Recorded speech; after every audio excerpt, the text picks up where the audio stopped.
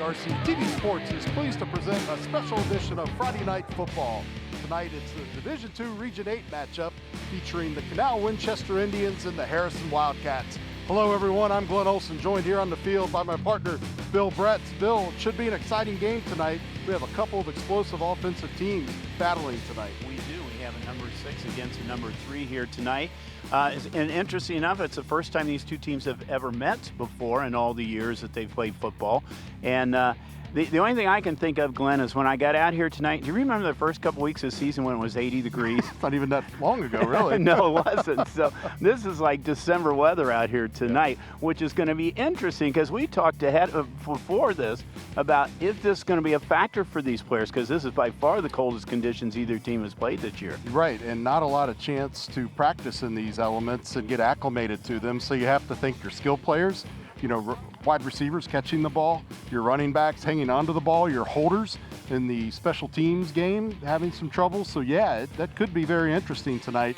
You know, kickoff tonight's temperatures expected to be in the low 30s, high 20s. So definitely a chilly night for sure. For the Harrison Wildcats, their second straight year of being in the playoffs. For Canal Winchester, this is the first time since 2017. And when you look at that Canal Winchester team, I guess the one player that stands out on that team is Stephen Bird, over 1,300 yards rushing, 24 touchdowns. And the amazing thing about it is I looked at his stats before I looked at his grade level, and he's only a sophomore. Yeah, truly amazing. And our eagle-eyed producer, Josh Semstrott, pointed out he would be the leading rusher and the leader in touchdowns had he played here in the SWAC. So could be a tough task tonight for the Harrison defense. Well, there's no doubt when you look at Harrison, there's one player, everything centers around the quarterback. Yeah, and that quarterback, as you know, is Connor Kinnett, who wears jersey number 11. He is a senior, over 3,000 passing yards this year, averaging 304 yards passing a game, 30 passing touchdowns. Obviously the conference leader in all those categories, and he's pretty mobile with his feet as well. He scored a few rushing touchdowns as well. So it's all going to start and stop with him tonight, Bill. They've had some good quarterbacks over here the last few years, but right now he is rewriting that record book as far as quarterbacks go. He's already is leading all-time leader in over 5,000 yards in passing and in touchdown passes.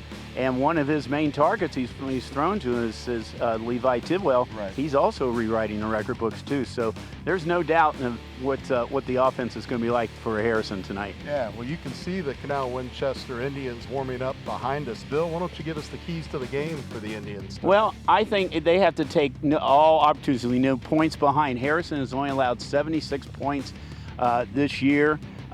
They've got to score. I mean, there's no doubt about it. If they have a rough start, they got to stay there then. Harrison, their one loss they had this year was in overtime, so if they can hang in there and keep it close, that's going to be a key for them. And then use their rushing game. Use Bird out there. They got to mix it up a little bit. Jake Beeler is their quarterback, but Bird's going to be their go-to guy. And I think that's going to be their key. So what about Harrison's keys? Yeah, for Harrison, obviously it's going to be aired out with Connor Kinnett. As we've talked about, he's rewriting the record books. He's everything in the conference. The SWAC All-Conference came out, you told me earlier, and of course he made that team. So it's just going to be the way it's been the previous 10 games for the Wildcats to air it out with him. The other thing, you talked about Bird, carrying the load for the Indians. The Wildcats are going to have to load up front and stuff the trenches, not give Bird room to work. Definitely make sure he doesn't get the edge and get the clear seam out on the sideline. And then finally try to tire out this Indians defense. The Harrison offense is not a ground and pound offense. They like to get on the field, do their business, score, and get off quickly. So try to keep that Canal Winchester defense on the field and get them tired out. So we'll be keeping an eye on those keys to the game. Any other thoughts before we head up, Bill? No, the only thing is we'll be keeping an eye up there in that warmer press box than we are right now, that's for sure. It is going to be a cold night here tonight. This is quarterfinal or regional, so the winner goes on, the loser goes home in this time of the season. You are watching ICRC TV Sports. Bill and I are going to head upstairs. We'll be back with the kickoff in just a moment.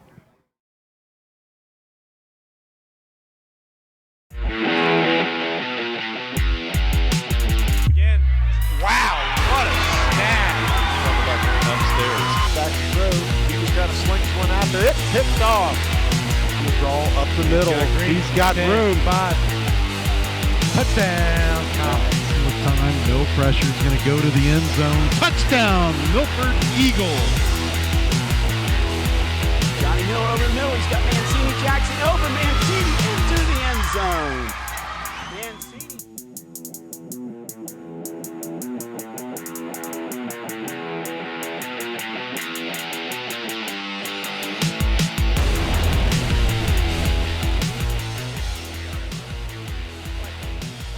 Welcome back. Just joining us right in time for the opening kickoff. Canal Winchester fielded that opening kickoff around the 15-yard line. The ball was returned out across the 30.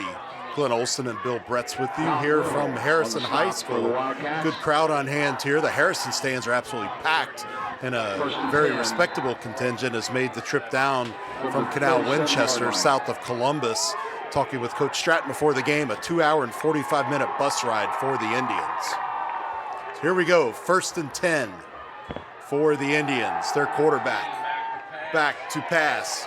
He's rolling to his left, looking for a receiver, and overshoots his intended receiver. Intended for Andre Hagler, falls incomplete.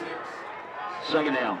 So Bill, an exciting game here. We're expecting lots of offense tonight. We'll see if it lives up to that. That pass was intended for Hagler.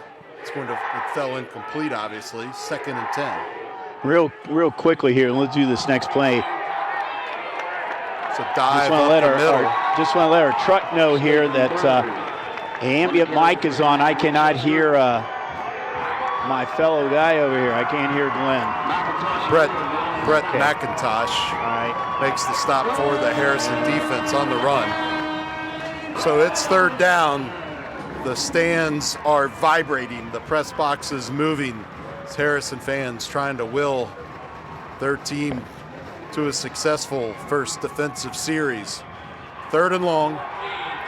Beeler's back to pass. He's going to dump off a screen pass, and it's only going to be good for about a yard. Nice open field tackle here by the Wildcats. An interesting thing here, Glenn, that the Canal Winchester won the toss and decided not to defer, which is unusual.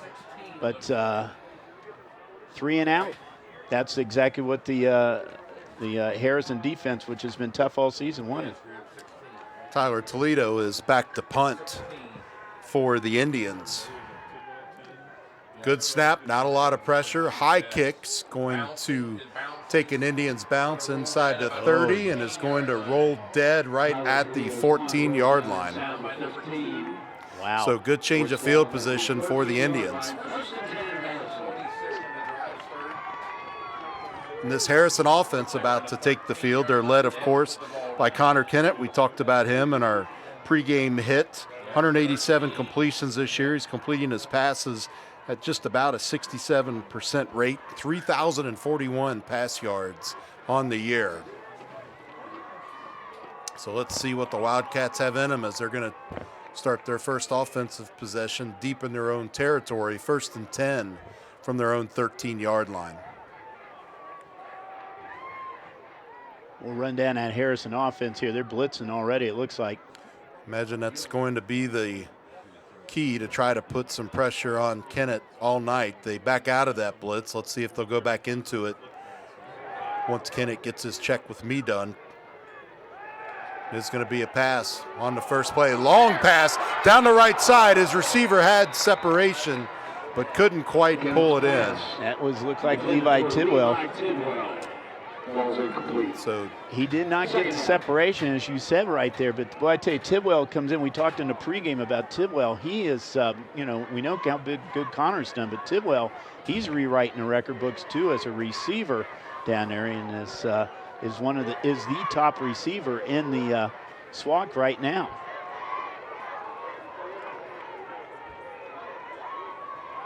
Handoff is going to go up the middle.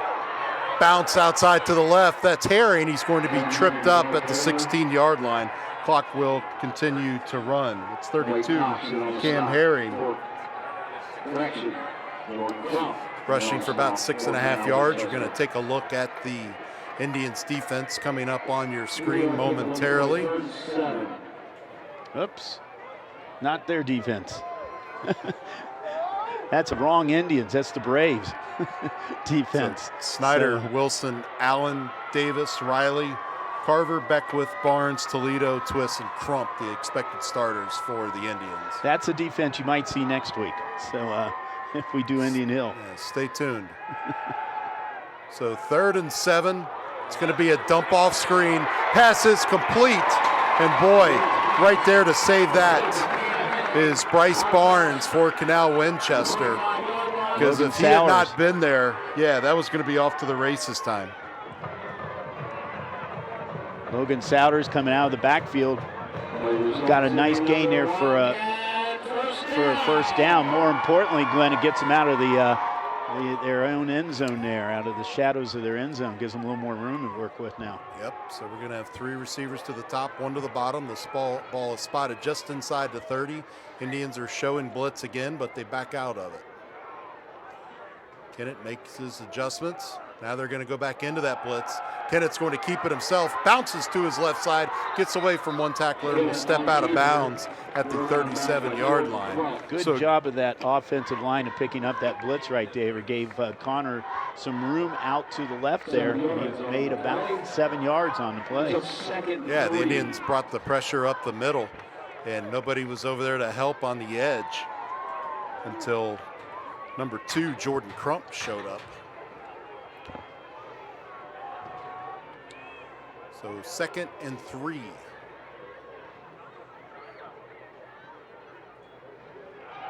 Kennett back to pass, has some pressure coming. Again, it's going to dump it off to Herring on the left side. Pass will be complete and stay in bounds, but it's going to go for a loss of a couple yards. That time they did get the pressure on him for the first time tonight. He did that little dump pass. He lost about 3 yards on that pass, but he had no choice. He had to get rid of that or it would have been a sack. Luke Twist with the stop for Canal Winchester. Approaching the 8:20 mark of the opening quarter here at Harrison High School. Glenn Olson and Bill Bretz with you on a special edition of Friday Night Football. Looks like the Indians are going to show that blitz all night, trying to get pressure on Kennett. Kennett lets it go before it gets there. Pass is complete to one of his slot receivers. That was Nick Pucci. So good pickup and opportunity to move the sticks for the Wildcats. One thing about Glenn is that blitz, it sets up now one-on-one situations out there, and Pucci took advantage of that. Nice little crossing pattern right there. Another first down for the Wildcats. 1st and 10 from Harrison's own 44. Approaching 7:40. 2 receivers to the top, 2 to the bottom of this formation. Fakes the handoff, and Connor's going to keep it up the middle. That's going to be good for about 4 yards. You know, one thing about using the blitz, if you're going to get the pressure on the quarterback, that's fine. But if you don't get pressure on the quarterback, you're going to get burned by the blitz more often than not. Especially when he takes off running with it. Mike Wilson with the stop for the Indians. 1 receiver to the top of the formation, 3 to the bottom for the Wildcats. 2nd and 6 after that 4-yard gain.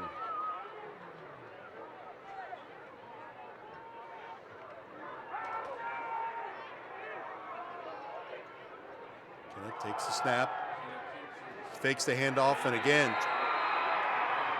keeps it himself, goes up the middle, and it's going to be maybe a half a yard, if that.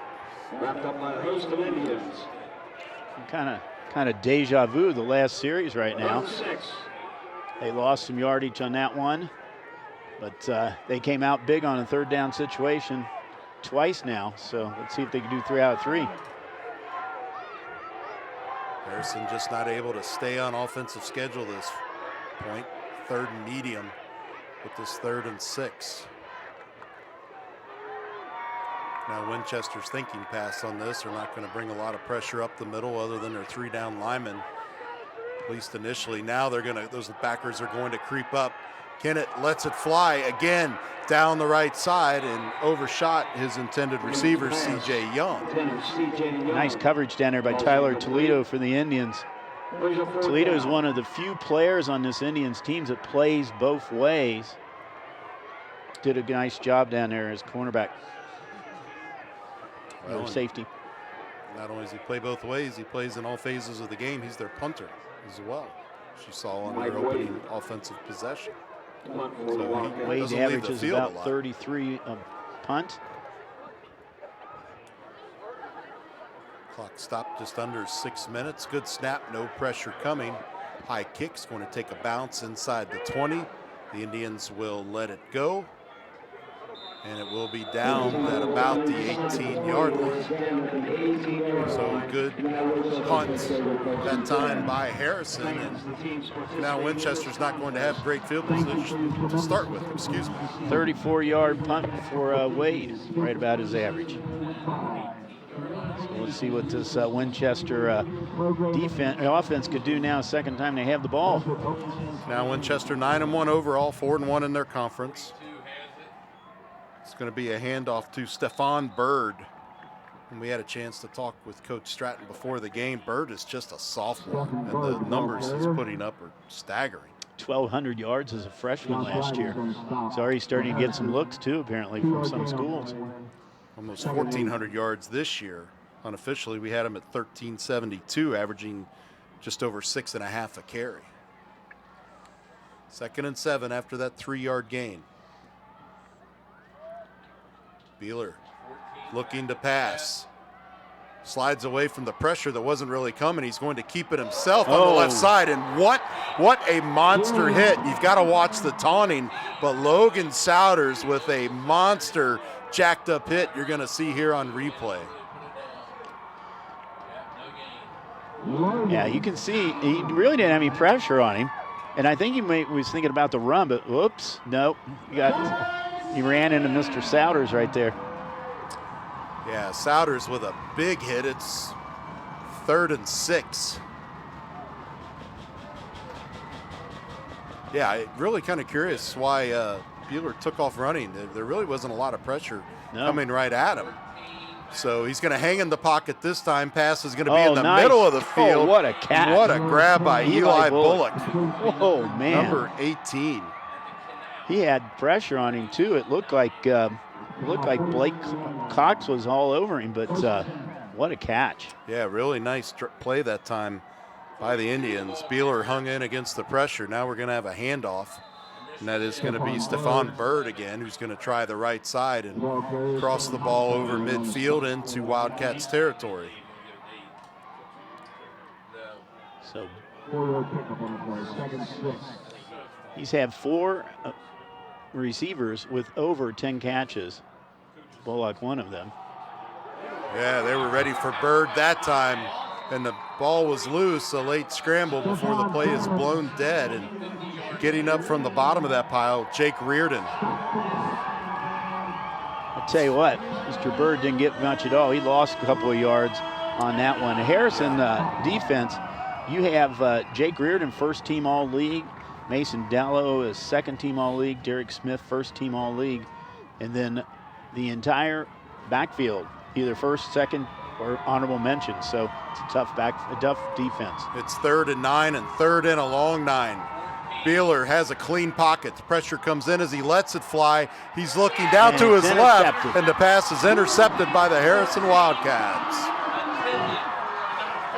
It was intended for Avery Music, but number 16 for Harrison comes up with a timely interception, Mike Wade.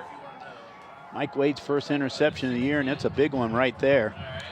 Well, that was the old 50-50 ball right there, right? This wasn't the greatest decision by Beeler.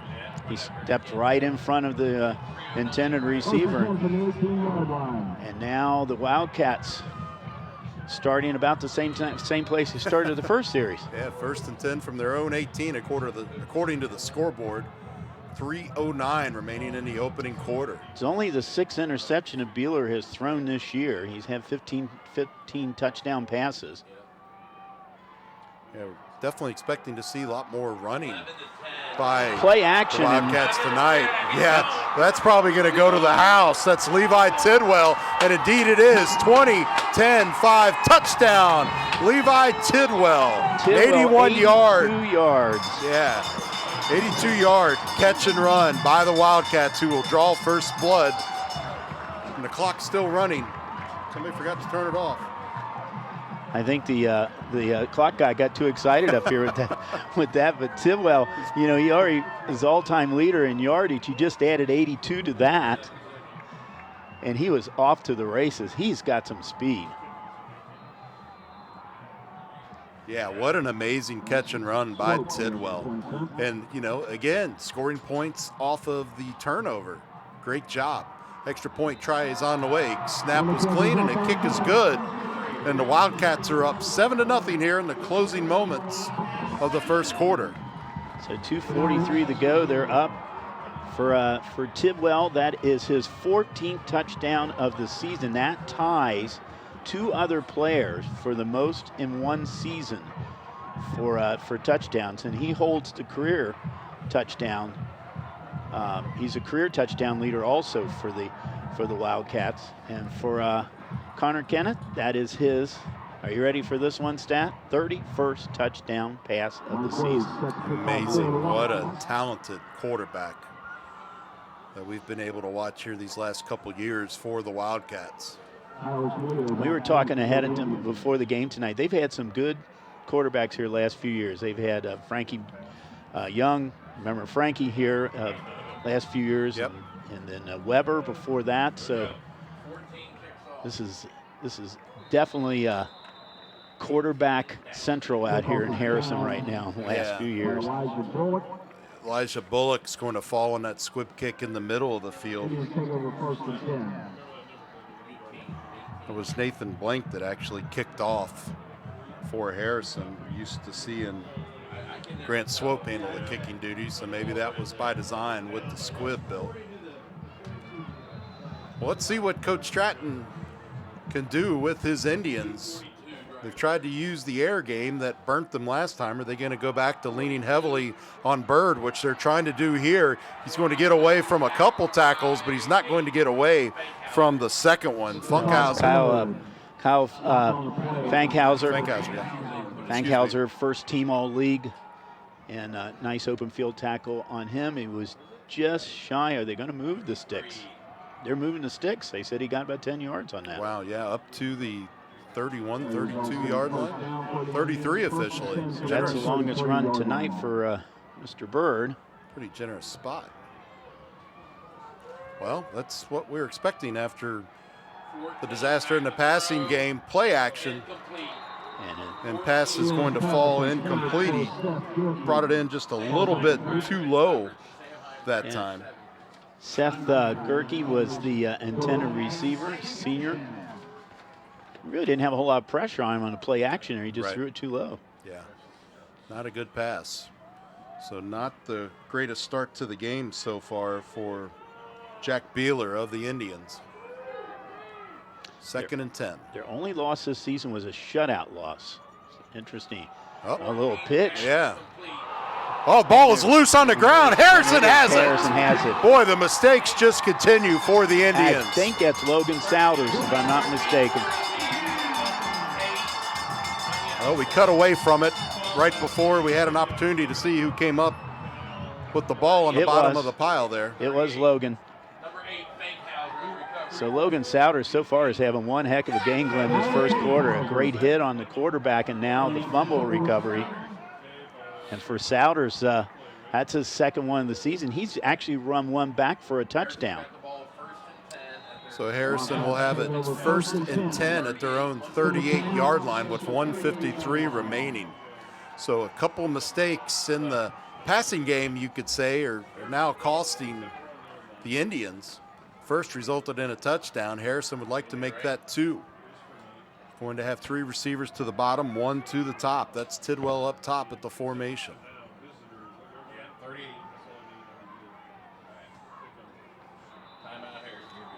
And Harrison is going to take a timeout, not liking something that they're seeing either in their personnel or the way the Indians were lining up, Bill. Harrison is now, as he said, we say actually in pregame, this is their second, this is their third straight year in the playoffs for the Wildcats, and they are looking for their first win in the playoffs since 2014. The Indians' last win in the playoffs, they've been in the playoffs, this is their 9th time. Their last one was in 2012. They beat Zanesville that year. So both teams have been a little, haven't had very many wins lately in the playoffs. So somebody's going to break a streak here tonight. There's some absolute brutal competition in Division II across the state this year, but especially here in Region 8. Oh, this is tough. And one of the 12th best team in the state, Winton Woods, didn't even make it.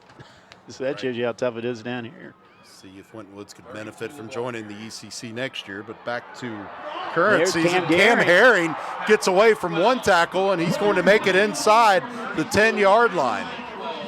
It's going to be 1st and goal, and we have a flag came in late.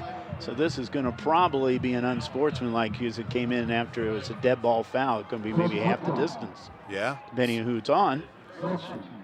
Great field positions, going to be call even it a better. face mask. Yeah. Still half the distance.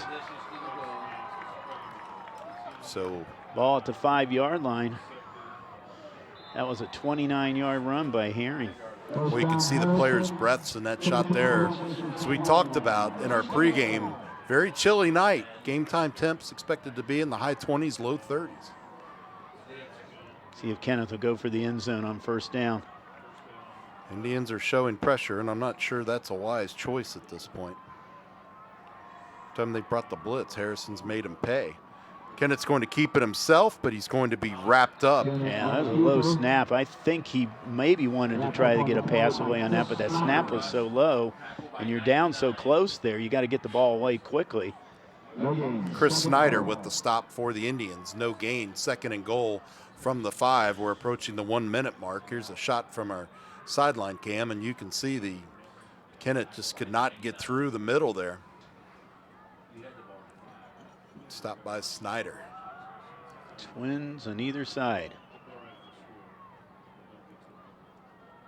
Kenneth pauses. He's going to roll to his right. He's looking to the right corner. Flag comes in the offensive backfield.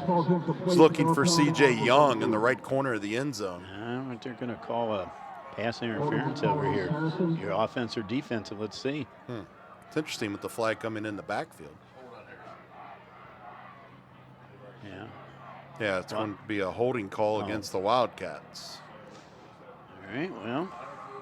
Where the football gods giveth and the players taketh away. Back to the 20-yard line because it's a 10-yard spot from where the foul was, and then you said it was in the backfield. So actually lost about 15 yards. Yeah, 15-yard loss on that penalty, so still technically in the red zone, but maybe Kenneth likes the room he's going to have to work. Has a receiver over on the left side, and or on the right side, excuse me, just bounced off of his hands. Yeah, it was Levi Tidwell. You talked about it before the game, with this cold weather and everything. I was on Tidwell, just off the tips of his hands. And even though they got gloves out there tonight, that ball feels a little harder on a cold night. Yeah, especially with a rocket coming in from Kenneth. Yeah. Clock stopped just under 38 seconds. It's 3rd and goal from the 20-yard line of the Indians for Harrison. Trips to the top, trips to the bottom. Kenneth in the backfield by himself. Quick pass complete over to his right side. And not a whole lot happening there. That was complete to Tidwell. So now decision time for the Wildcats. Well, Grant Swoop has kicked a 49-yard field goal this year. So let's see if they'll want to try to get the points or they just want to, this stage of the game, you're not going to give up a whole lot of you on 4th down. So was there a timeout taken by No, I think they're just going to let the clock run out. They're going to use the clock to run out the half here. Yeah, the clock was frozen momentarily. That's why I asked. So that will be the end of the first quarter. Harrison out in front, 7-0. I actually ended up being pretty good here for a Derek Rehage over on this side because it was almost like a timeout. He just took the clock running out right there. They didn't have to run a play. Right. So he used it to talk over and see what they're going to do. So let's see coming out, will they go for the field goal or are they going to? I think they're actually going to go for it right now, Glenn. Yeah, I think that's probably a smart choice. There you see the Indian student section. And they brought a fair amount of people down here from Canal Winchester up there a little bit to the northwest of Columbus. They now there's Harrison student section. I did see on the Canal Winchester social media they were organizing a bus trip. Yeah, they brought a couple buses down here I saw out there in the parking lot. So nice to see a good following here for the Indians. Big fourth down play. Yep, they are going to go for it. That's going to be the trickeration trick in the play. backfield. Here it comes, and passes off and off the And but a we're flag. going to have interference down here because the intended receiver down there, Nick Pucci. yeah, was Pucci, and he was knocked down when the ball was in the air. So it's going to be It was C.J. Young who ended up with the ball and making the pass attempt. He got the ball over on the left side and rolled across on the right. He was hit pretty hard after he released the pass, but there you see the pass interference. And they'll mark it off. It's not now. Of course, if this is NFL, they'd be first and goal at the 1. But here, it's just a 10-yard penalty. It's still going to be first down. Now it's going to be. Let's see if it's going to be first and goal where the official is standing right now. Yep, it's going to be first and goal. Just inside the 10-yard line.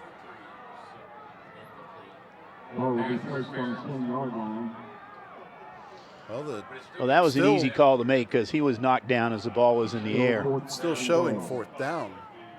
Heard our spotter up here say it, and the down indicator on the far side of the field still reading 4, so it'll be fourth and goal from the 9. All right, interesting. Well, they are going to try the field goal now.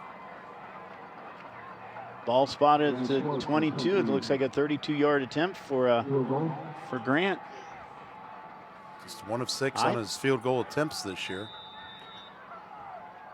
Now timeout on the field, taken by Harrison. Interesting timeout. Now, I don't know about you, Glenn, but I thought it would be first down, though. I know it's not a first and goal, but I thought it would be a first down, automatic first down. And I see you got some stats here from the first half. Yeah, pretty even so far. Connor's 5 for 8, 105 yards. 83 of those came on one play. Well, not fairly even. 146 for Harrison total yards, 49 for the Indians. I was looking at time of possession.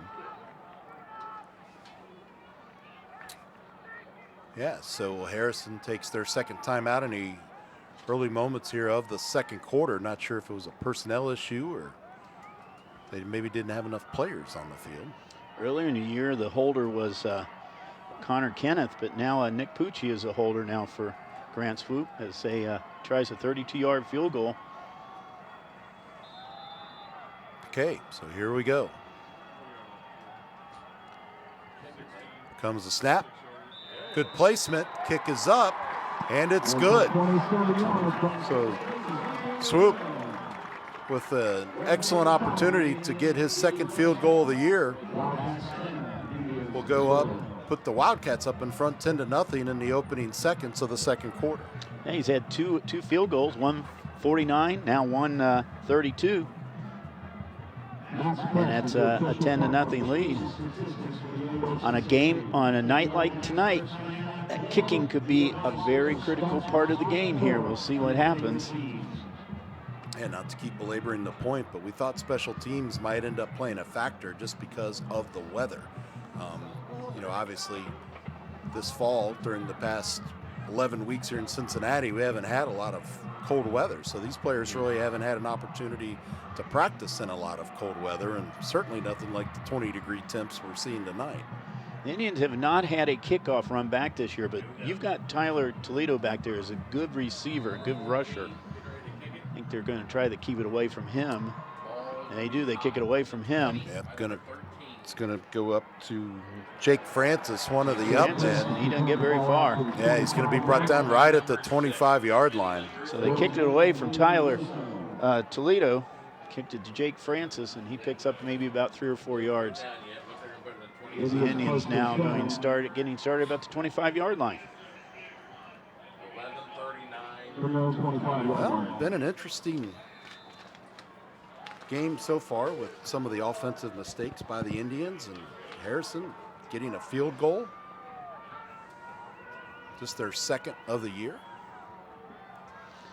When you got a quarterback throws 31 touchdown passes, you don't need your field goal kicker that much, True. which is good. Pass is going to be complete out to Avery Music off the play action.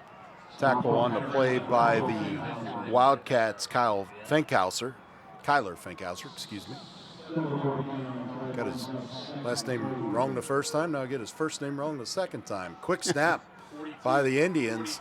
It's going to be nice Stephon tackle. Bird, out on the right side. He's going to be stopped again by Finkhauser. Yeah. Finkhauser did a good job tripping him up right there, because he would have. Watch this right now. See where he gets tripped up at? Now he might have gotten another 5 or 6 yards. He was just starting to get his speed there. Going to go this time to number 16, Tyler Toledo. Not a whole lot of room over on the far side of the field. He's tackled by Brett McIntosh. Coach Josh Stratton has played Toledo in a couple of different positions. He's played receiver, he's played slot, he's played out of the backfield, so he's a very multi-purpose player here, can do it all. No gain, 2nd and 10. Ball spotted around the 37-yard line. Beeler back to pass, lets it fly down the right side and off the fingertips of his intended receiver.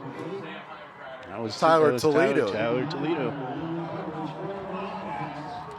So this Harrison defense has definitely risen to the occasion tonight. He got a bit of a separation right there, but it comes back. We're going to say the weather all night here. I don't know. A little bit more. Would the weather been cold weather would have been a factor in that? I'm not sure. Yes, so 3rd and 10. The Indians way off schedule. 1 receiver to the top, And they're 3 to the blitzing bottom. now. They're bringing everybody. Pass is going to be complete out to Toledo. Got flag. It looks like we're going to have it coming back here. It's going to be, I'm pretty sure, on the Indians. They're calling, I think, a push. Yep, pushing it back on the Indians. Now, is that a one that you can decline? Because if I was Harrison, I would decline it. Yeah, I think you bring up a good point, Bill. Depending on where the ball will be spotted. Yeah, they're going to. Yep, they're going to decline it, so it's 4th down. So it's going to be 4th and 7 with the ball spotted right at the 41-yard line, needing to get up to the 48 or so. Tidwell standing back about to 25 right now. The Toledo's punt. Indians in a max protect formation, and now That's going to be it's going to be a too much false time. No, the false start on the false Indians start, was okay. the indication by the near official. Our spotter up here, I heard him say he moved the football. 5 more yards. So Tidwell came up 5 yards. yeah, 4th and 12 now. Now going the wrong way. Harrison showing to bring some pressure. Indians ready for it. Not the greatest punt in the world, but it'll work, and it's going to take an Indians bounce inside the 30-yard line to right around the 26-yard line, Bill. It's going to be about a 38-yard punt. Got a nice little bounce right there. But Harrison's going to have decent field position now. So really, I think we're sort of puzzled by the Indians' offense at that point. Thought we were going to see a lot of running. They've leaned heavily on the pass, and it's not worked out for them so far. I mean, it's both Harrison's scores have come off of turnovers. So kind of curious to see if Coach Stratton will make some adjustments here in the second quarter or if they'll wait till halftime in the locker room. Meanwhile, Harrison's going to spread them out again. It's going to be a handoff to Herring up the middle, and he's hit hard right in the hole, but he's going to pick up a yard or two. Both these teams came in 9-1. I will say that Harrison is 9-0 in Ohio because their only loss was to East Central. Right. And that was 10-7 in overtime. Boy, there you saw 31 Blaine Riley. That he's the player with the long hair, and just lowered his shoulder and was ready for Herring as he hit the hole. It was a gain of 2, 2nd and 8. Kennett with an option pitch over to his right side to Herring. Herring's going to cut back inside, still on his feet, and finally is going to be brought down. Looks like it might be enough for a first down. They are moving the sticks. So John Chandler gets the stop. Number 62 for the Indians. Yeah, nice cut back inside by Herring to get the extra yards that time. Nice job following his lead blocker there to get him out there, and then made that cut inside, get him out over 4 or 5 yards, enough for a first down. 1st and 10 from the Wildcats 37. That is the pass. Yeah, it was a fake to Herring. It goes to Tidwell. Tidwell tries to spin, but he's forced out of bounds. The second time he's done that little shovel pass after he faked to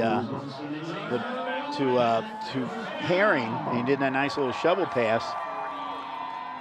Seems to be working.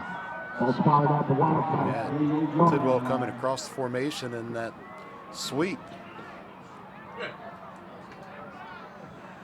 So some substitutions for the Wildcats. It's Nathan Blank coming out onto the field. He's going to be joined up top by Nick Pucci. Ball spotted on the near hash. Clock stopped at 8:47. Indians again showing pressure. Wildcats will change up the play momentarily. Kennett back to pass, no pressure. Passes just off the fingertips of Pucci. Connor Kenneth came in this game only in 3rd place in career completions, only 5 behind Frankie Young, and he has surpassed Young now tonight already in the first half in the 2nd place. No flag. There was a flag thrown that we missed, Bill, but our referee just picked it up. Our referee tonight is Don Angst, joined by Kevin Forer, Angelo Zalatis, Pat Armbruster, and Ed Williams on the field. I know Angelo's from around this area. They really kind of mix up these crews this time of year. Right. So some of these crews are not from, some of the officials are not from the area. 2nd and 10. Ball spotted near midfield. Kennett back to pass, no pressure. Pass just again off the fingertips, that time of C.J. Young. Young on the crossing route, couldn't hang on to it. So 3rd and 10, ball still at the 48-yard line. I think that weather is making a little bit of factor here in a couple of these passes we've seen on both sides tonight. Would have to agree with you. But Harrison's got that 10-0 lead, and that's important right now. Well, and Harrison has confidence, as we've seen a couple times throughout tonight. 3rd and 10 doesn't really put them in a panic situation since they're such a heavy passing team. The good offensive line. Kennett steps up from some pressure there, and he's going to have nowhere to go. He's going to be brought down for a loss of 1, so it's technically a sack. Nice job by Hunter Allen. He just blew off his block coming in on the right side there and got to Kenneth. That's the way it always works. You just sing the praises of the offensive line, and they give up a sack. Well, they still have a good offensive line. Absolutely. No doubt. No doubt. Just the irony, right? Yes.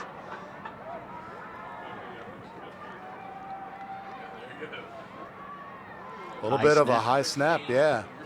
Wade with plenty of time, though. Nice little punt. No, it went out of bounds. I think he wanted that to go a little bit further in the bounce into the 20, but 25-yard line is where they'll take over. Well, not bad. There is a penalty flag down on the field at the 45-yard line. Harrison comes in with an 8-game win streak. Their only loss was to East Central. That was in second game of the season. And then since that time, they've reeled off 8 straight wins. The Indians come in with 3 straight wins. Their only loss, as we said, was to Groveport Madison. That was a 28-0 loss. Groveport, a Division III team. Of course, both these are Division II. It looks like we're going to replay the down after the penalty. Didn't see what the penalty was. Well, Angst, our official, was over talking to Coach Stratton, and he's been taking the long, slow journey around the field.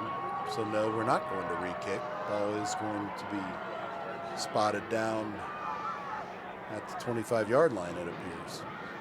Or nope, it's going to be up at the 30, just shy of the 30 at the 29. I'm going to tell you what, There we go. Now we're going to get an indication. Oh, no, still no indication. I tell you, our referee tonight is dressed for the night, isn't he? First and 10 Indians from their own 35-yard line. All right, so it'll be 1st and 10 for the Indians, just shy of their own 35-yard line. Clock stopped at 7:42. Stefan with the carry. Stefan Bird, that is, out to the right side. He's going to be a healthy gain of about 8 yards. Nice little fake by Beeler. After he handed off, he faked the throw. Watch it. See, now he fakes the throw right there, but it was already in the Bird's grasp there. Yeah, quick snap that time. Bird up the middle, and that'll move the sticks for the Indians. They do a lot of quick formations here, Glenn, and I think that's just to keep this chains weren't even set. Yeah, keep this Harrison defense on its heels right now. That's what they're trying to do. Yeah, the chains weren't even set that time. And there is a penalty. Yeah, I think they got set a little bit too quick that time. Yeah, the chains were not set. Again, not to belabor the point, but they were not close to being set. The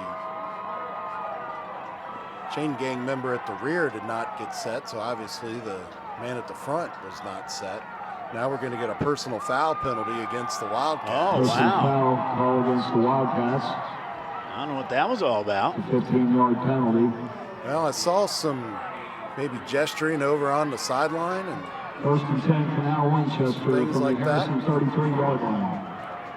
Not going to see That's it there. something that Coach doesn't want to see. Oh, there's a little jet sweep of their own, but it's not going to work nearly as well for the Indians as it did Toledo, the ball carrier. for the Wildcats. They were trying to get Tyler Toledo involved.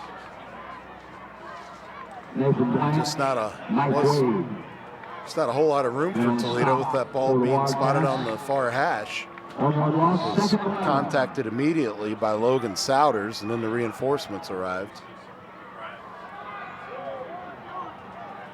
Loss of 1, 2nd and 11 from the 34. Beeler back to pass, going to roll to his left, trying to find somebody, anybody, lets it fly, and had his receiver down the left side. That was Eli Bullock, but out of bounds. Looks like Dom Little was putting the pressure on him. Dom's trying to get that crowd all fired up right now. It's a 3rd and long. He was the one who's putting the pressure on Beeler. So another 3rd and long situation brings the Harrison faithful to their feet. Press box begins swaying back and forth here at Harrison High School. Boy, and Harrison's going to jump in the neutral Be an zone. encroachment. Yep, Harrison was in the neutral zone, so we'd gotten used to that quick snap by the Indians, and I think the Wildcats had gotten used to it as well, Bill. Well, it's a 3rd and a little bit better here for the Indians now as the ball's on the 30, so it's 3rd and about 6 now. 2 receivers to the bottom, 2 to the top. Beeler fakes a quick pass, hands off to Bird up the middle. Bird's getting nowhere. Wildcats were ready for it. They stuffed him in that middle of that Harrison defense. It was You see Finkhauser. Derek Smith up there.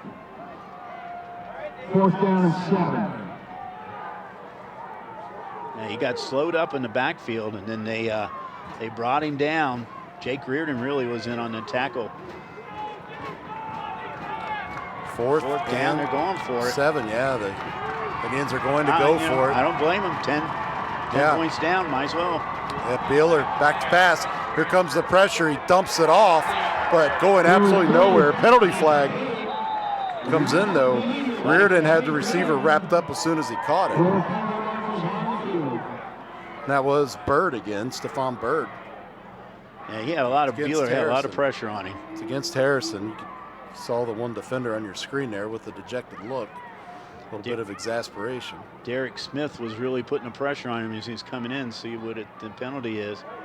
Holding against Holding Harrison. on Harrison. 2 penalties in a row here on the Wildcats.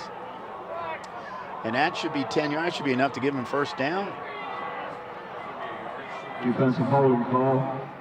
Defensive holding call, Well, so it's going to be a 5-yard It's penalty. not a first down, but they only give him now a yard to go to the first down. Yeah, well, it was 4th and 7. Now it's going to be 4th and 2. Big play for both sides, and Josh Stratton wants to talk this one over. Say that I blame them. This is big right now for them, Glenn, because they need to hold on to this ball to keep this drive going. They're a bit too long for a field goal right now. Yeah, I think you want to draw this up for a 4th and 2 play. Everybody's expecting Bird to get it. Maybe try to catch the Wildcats off guard would be my guess. Or maybe you're going to load up in a jumbo formation and send Bird up the middle anyway. See what Coach Stratton has in mind for his Indians, trying to find their first points of the night so far. He's got trips. He's got one in the slot right now. Nobody in the backfield. Well, yeah, there is. Bird up the and middle. Bird gets First the down and running more. room more.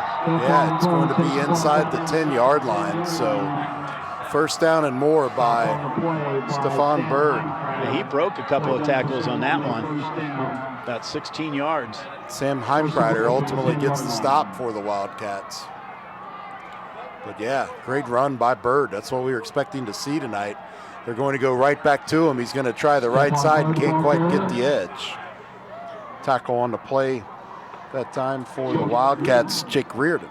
Now they definitely are in Avery Music's range now as a field goal kicker. He is the receiver, is also the kicker for the team.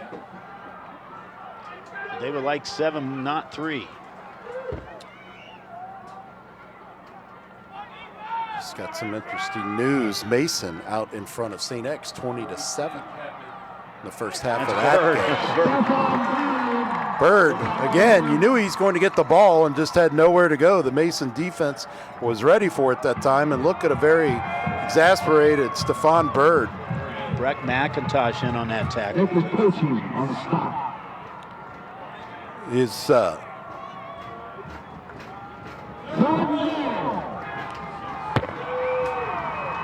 20-7 is what I got. Mason over at St. X in the first half. But back to live action. Beeler finds a receiver. Finally, Avery Music. Avery Music just streaked across the back of the end zone. Gave him a 6-yard TD pass, his 16th of the year. And for Music, that is his 7th of the year. Yep, just dumped it right in over Mike Wade. Music's going to come back and do the PAT. He's only missed one all season, and that one was blocked. So he's been almost Mr. Automatic this season for the Indians. See if he can finish the 7-point play, and he slips on the turf. He slipped on the wow. That is huge. That is indeed huge. Bill, you and I walked out on the field early, and we noticed that there were some bare spots and some muddy spots in the middle. We're going to see this again. I think he just flat out he slipped. Well, yeah, I made the comment to you that I hope these players have their long cleats on tonight, because you're definitely going to need it. This is the last game to be played on this grass surface here at Harrison High School. A synthetic surface will be installed in the off-season. When we talked to Coach Stratton before the game, he didn't seem to be too bothered by the field conditions, but I bet he is now. They played a couple of games, he said, this year on the grass turf, and he said this is much like their practice field right now. But that was big on the missed PAT. Kickoff for the Indians. So that PAT was no good, making it 10-6. 10-6 with 3:50 remaining in the first half. A little slow to get the kickoff going here.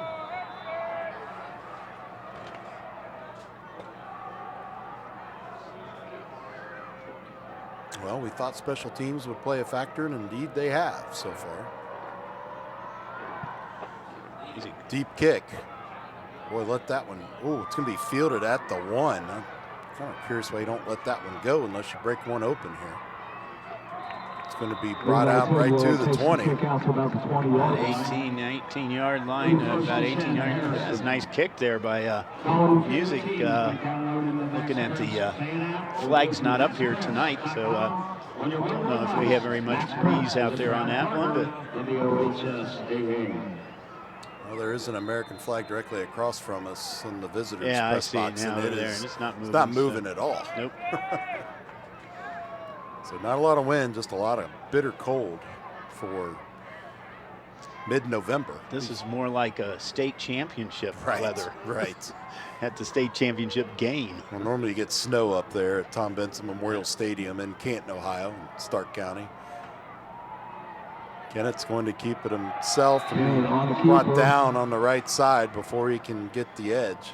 Too much east-west, not enough north-south on that one, but a nice job by the Indians defense to string him out. Could not get the cut.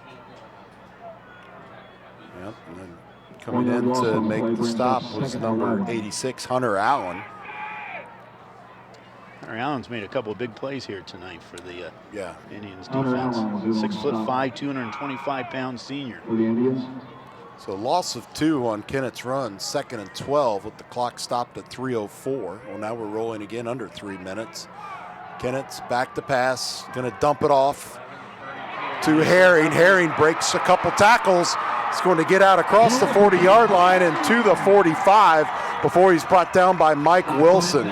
So an emergency check down to Herring works out pretty well for the Wildcats. 26 yards. Watch this little spin move he makes, Glenn. Right there. And look at this. Another 6, 7, 8 yards on that. I don't know if he was trying to spin. Somebody had a handful of jersey, may have spun him around. He just went with it. So Harrison tries to get snap off and going to get whistles on the field. It's going to be a false start against the Wildcats. It is. Goes 5 yards back, so it's going to be 1st and 15. Clock stopped at 2:37, so a couple of untimely penalties for the Wildcats in this game so far.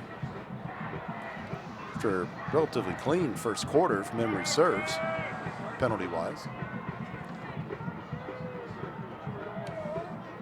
Here we go, 1st and 15. Trips to the top, 1 to the bottom for Kennett.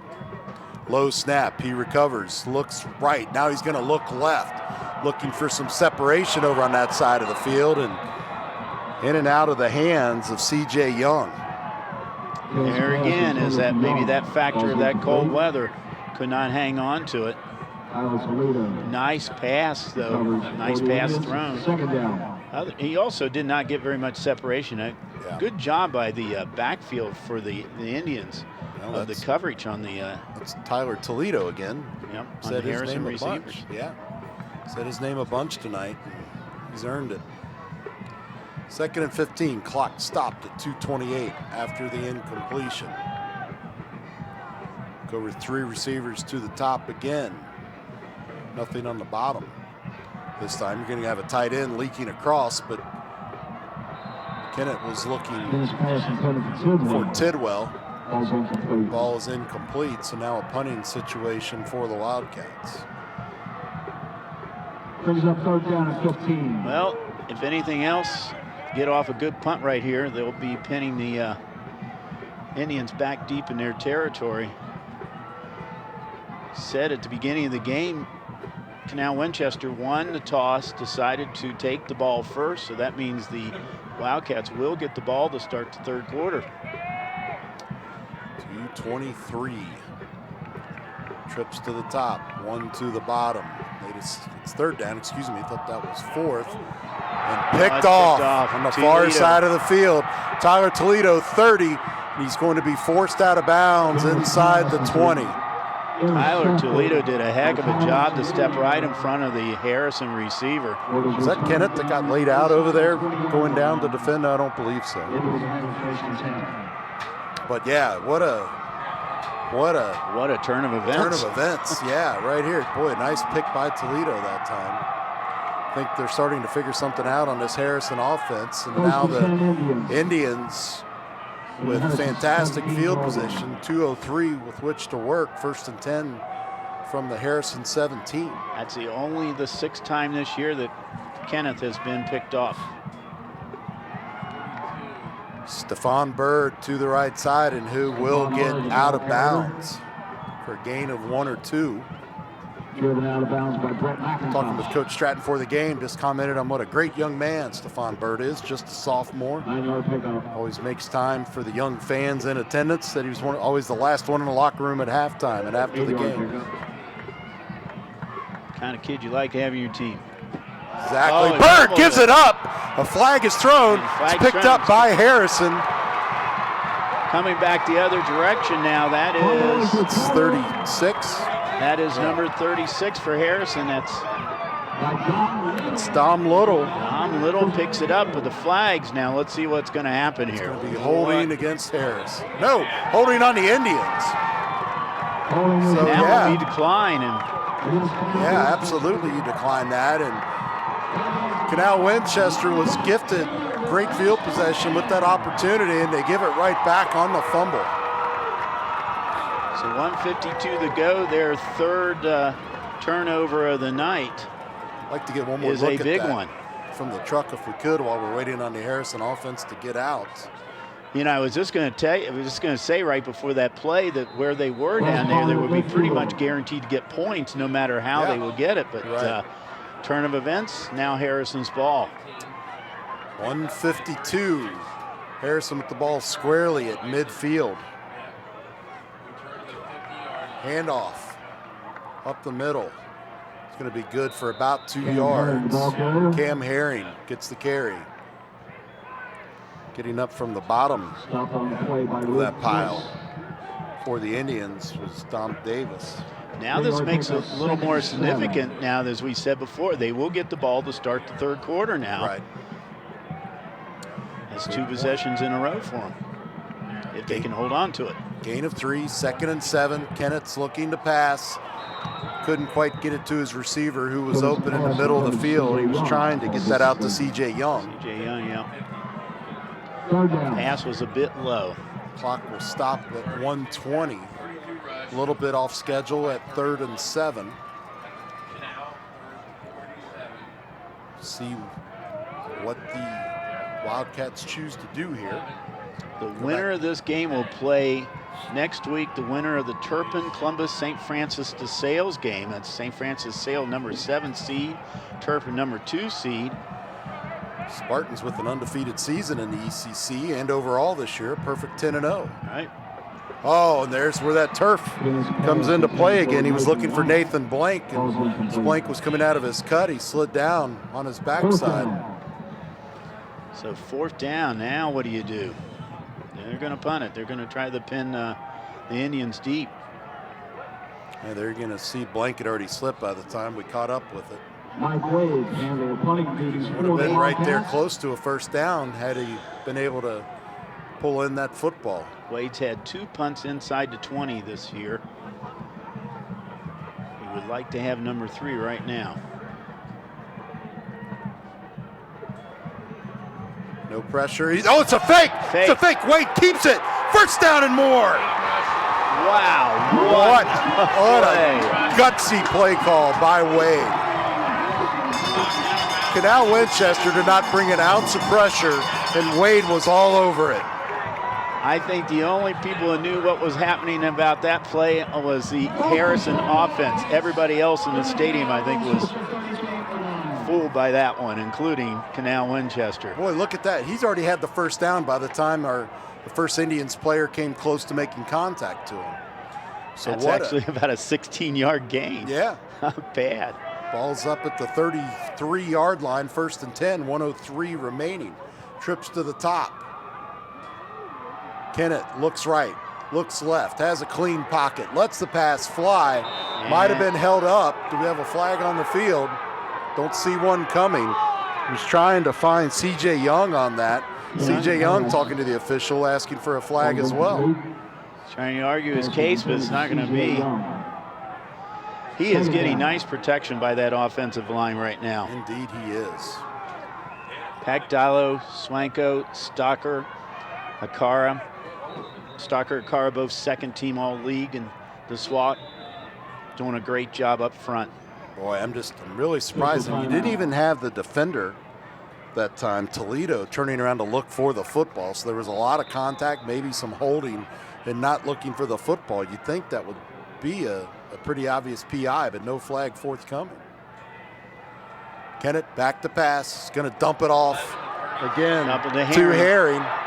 Herring breaks free of a tackle before being brought down at the 15-yard line. Once again, that little spin move that Herring did at the 20 gave him another 5 yards.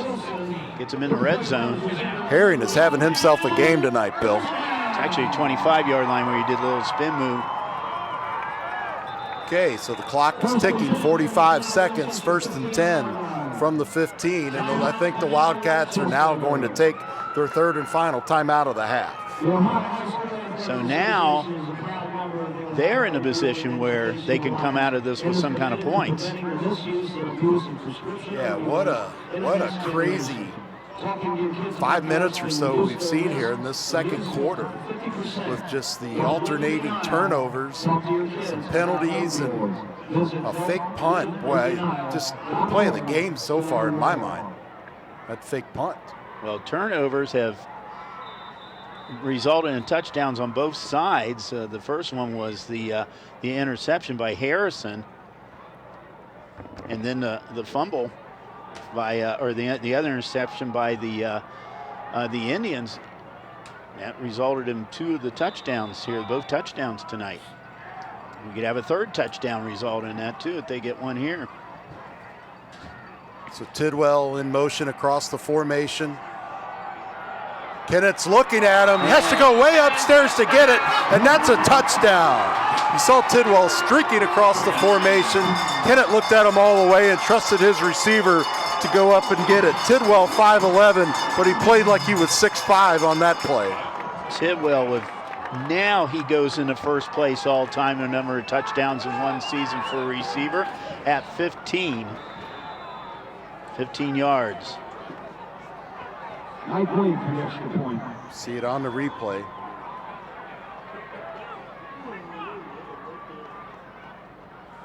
Extra point attempt on the way. Snap is down, kick is up, and good.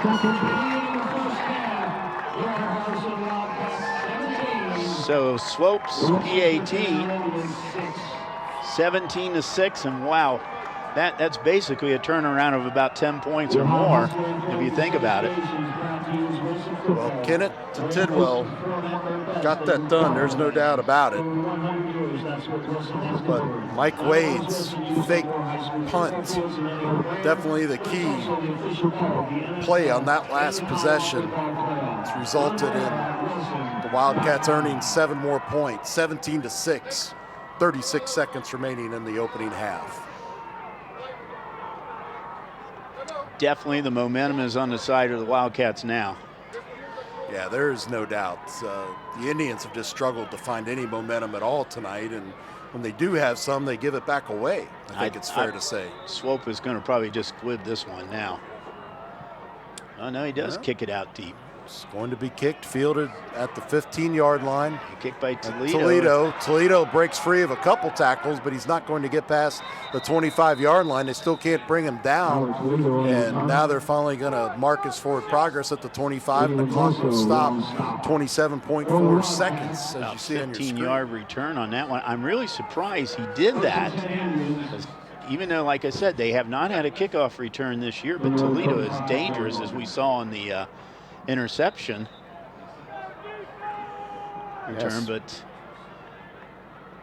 special teams for the Harrison Wildcats stepping up. Now they got 65 yards to go. 27 seconds to do it. Well, what do you have in your playbook for that when you need points? You're going to hand it back off to Stephon Bird. Spin move, but he spun right into the waiting arms that time of Derek Smith of the Wildcats. So that one didn't work too well, and the body language on Stephon Bird right now is not positive at all, Bill. No, and they're just going to let the clock run out here, it looks like. So the Wildcats go to the locker room with an 11-point lead at halftime. Well, a pretty exciting first half, especially if you're a Harrison Wildcats fan. Harrison 17, Canal Winchester 6. Bill and I will be back to review the first half stats in just a moment. You're watching Friday Night Football on ICRC TV Sports.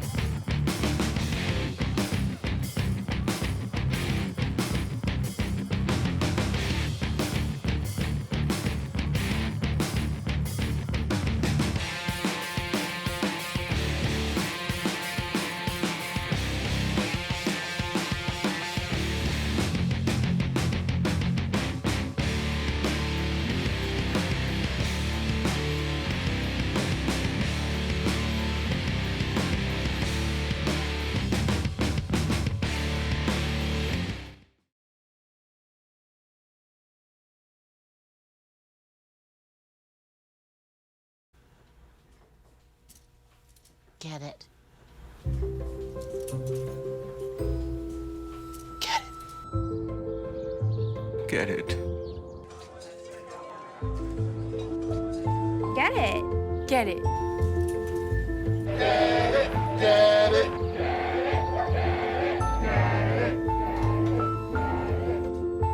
Is she gonna get it, Daddy? She'll get it. Get it. Get it.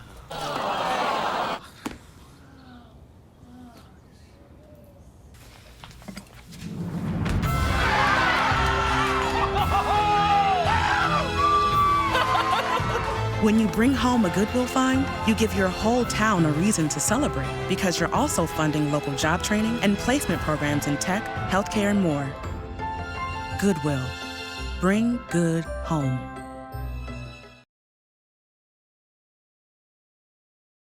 All right, Monroe, you ready? Monroe.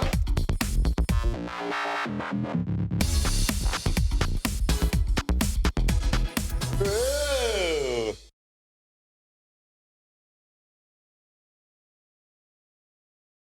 There are 16 million children struggling with hunger in America. This is a serious problem, but one we can solve. Visit feedingamerica.org to help. Together we can solve hunger. Together we're feeding America. Put the keys down, Kevin. But I'm gonna drive home. There are several warning signs present that you shouldn't be driving. My text to emoji ratio has gotten a little out of hand. A little? Yep, I'm definitely gonna call a ride home.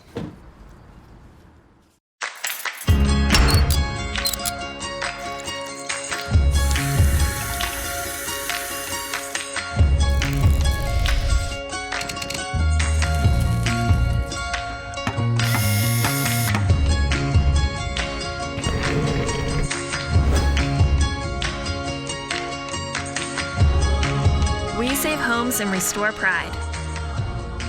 We are people working cooperatively.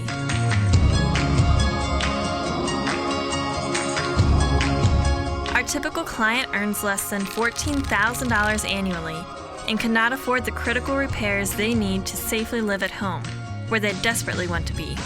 Our services truly change lives, one repair at a time. Our professionally trained staff, along with 25,000 volunteer hours annually, has provided more than 280,000 services for low-income, elderly, and disabled homeowners in our communities. Every service makes an impact. Homes we service have an increased sales price of 10%, and even the value of surrounding homes increase upwards of 3%. Our energy conservation services save clients an average of $300 a year. These total savings from all customers equals over $200,000 in outstanding energy bills paid. With safer living environments, almost 50% of our clients reported improved health, and many are seeking medical attention less frequently. By living healthy at home, over $54,000 in state and federal funds can be saved annually for each client that does not need to move to assisted living. PwC's impact is more than just dollars and cents. Stable homes create stable families, which means children who are moving less frequently can achieve higher academic success. We are an investment in the future. More people living safely in their own home paints a brighter future for everyone, but we can't do it alone. We need your help to continue to build a brighter future for the entire community. Give back and get involved at pwchomrepairs.org.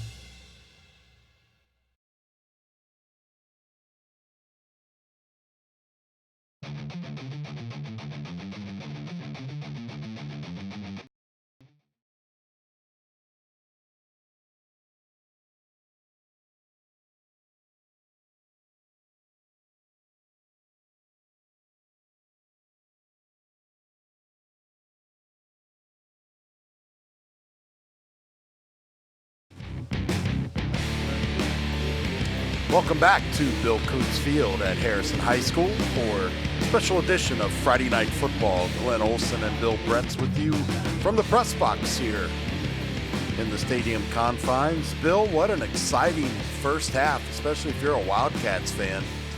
Momentum seems to be squarely with Harrison coming into the third quarter. Yeah, and I think the big play, and this might end up being the big play of the game maybe later on, was the fumble recovery when in the red zone by Harrison, when Canal Winchester were looking like they were going to be definitely going to score some kind of points.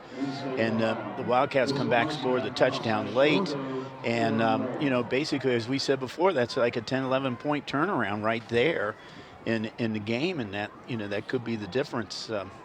Not too surprising, Connor Kinnett's numbers, 9 out of 20.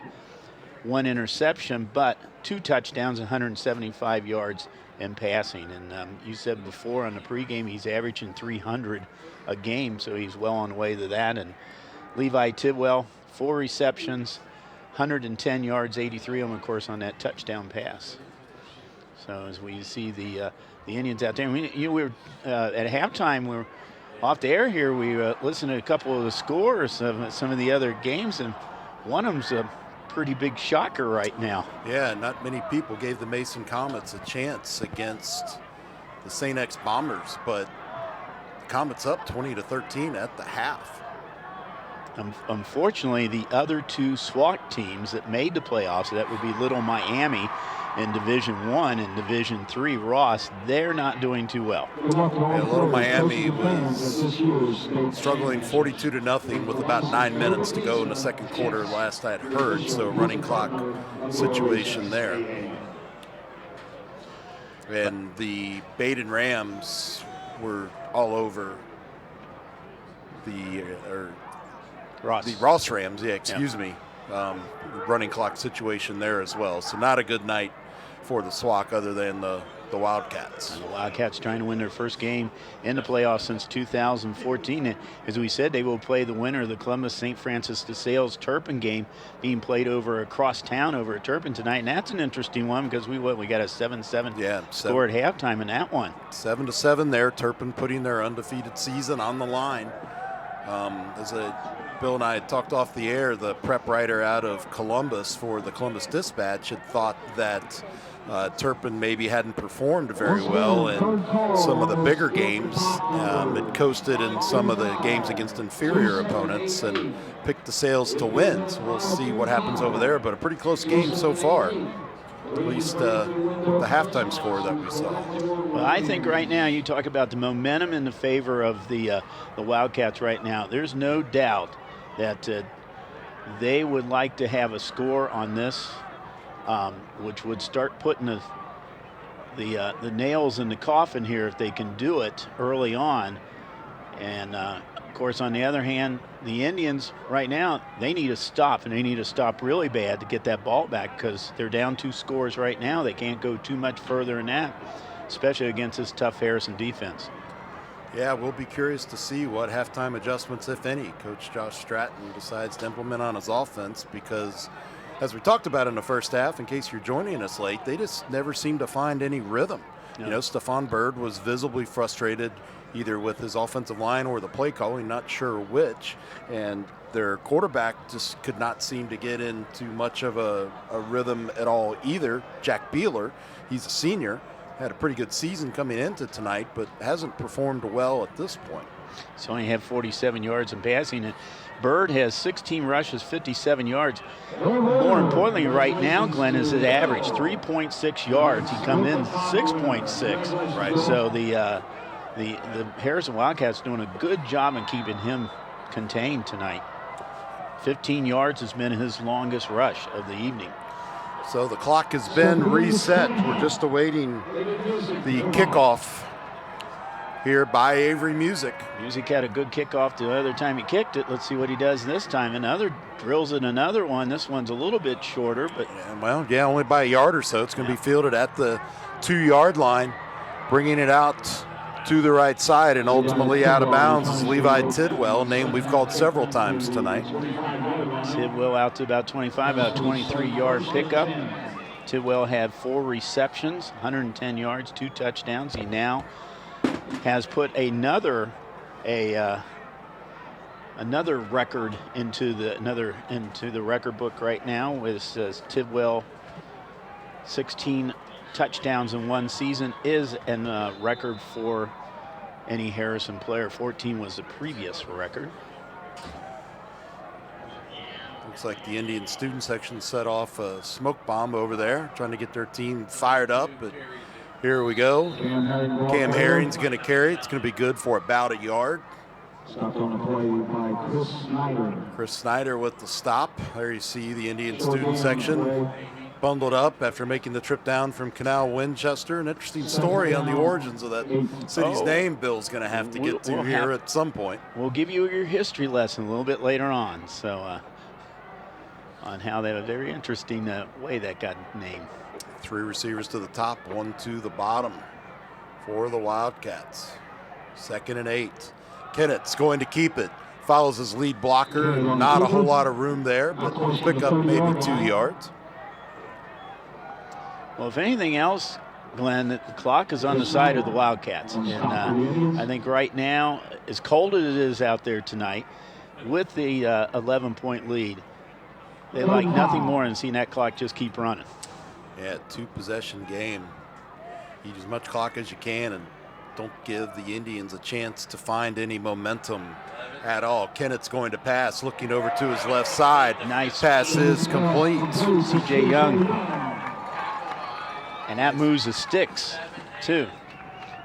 And that keeps the clock moving until, well, they're going to, as soon as they get the sticks reset, they'll start the clock. So Bryce Barnes and Tyler Toledo make the stop for the Indians. Fresh set of downs, as Bill said. Here's a replay. There you saw Young, nobody around him. The defender had slipped and then ultimately got up to make the tackle. Herring bounces out to the right side. Gets away from one tackler and tries to keep his balance, but his momentum took him out of bounds near the 40-yard line. Nice little tightrope walking there, got him about another 5 yards. Take a look at the replay here. There you're going to see Herring, as I said, bounced it outside, eluded that tackler, and that's what caused him to lose his balance just a little bit. And he did that tightrope walk, as Bill aptly described it. Fresh set of downs again for the Wildcats. More importantly, they're in Indian territory now. 3 to the top, 1 to the bottom. Herring, nice little spin move again. It's going to be a first down thanks to that spin move. Tried to go off tackle on the left side, hit the spin. And next thing you know, Wildcats are moving the sticks again. He's been spinning his way to some first downs here tonight.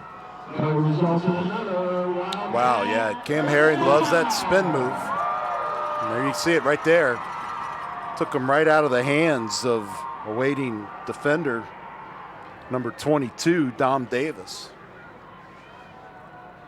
I'm getting used to the Indians showing that blitz tonight. Going to fake the handoff.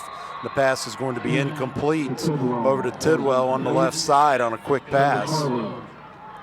I said earlier, you kind of live and die by that blitz, okay? If the blitz is working and you're putting the pressure on the quarterback, it is working. If you don't put that pressure on the quarterback, now you got one-on-one situations out there for your receivers, and that's exactly what Kenneth liked to see. Trevor Carver with the defense for the Indians. 2nd and 10. Clock stopped at 9:47 after the incompletion. Kennett back to pass, looking left, didn't look anywhere else, has his receiver. They're going to be into the end zone. That was C.J. Young. So just like that, the Wildcats are in business, Bill. 18 yards on that pickup. Well, you know, they teach you not to stare your receivers down, but Kennett had him all the way. And just like that, as I said, the Wildcats are in the red zone, threatening to make this a 3-possession game.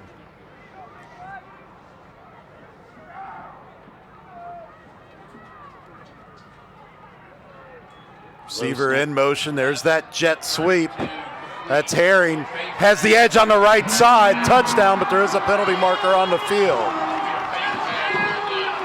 13-yard spin, but where it was thrown, I think it's going to be coming back. It looks like it's going to be a hold on the Wildcats. Our spotter up here thinks it's going to be a face mask on the Indians. So. Well, let's see what they say. It is face mask on the Indians. We need to have that. Oh, yeah. Boy, that's Harrison just runs that jet sweep so well. So we'll give Herring the 6 points. For him, that is his 10th rushing touchdown, 13th overall in the season. So what was that, about 11 yards? Is that where they went? 13. Swoop down with the extra point.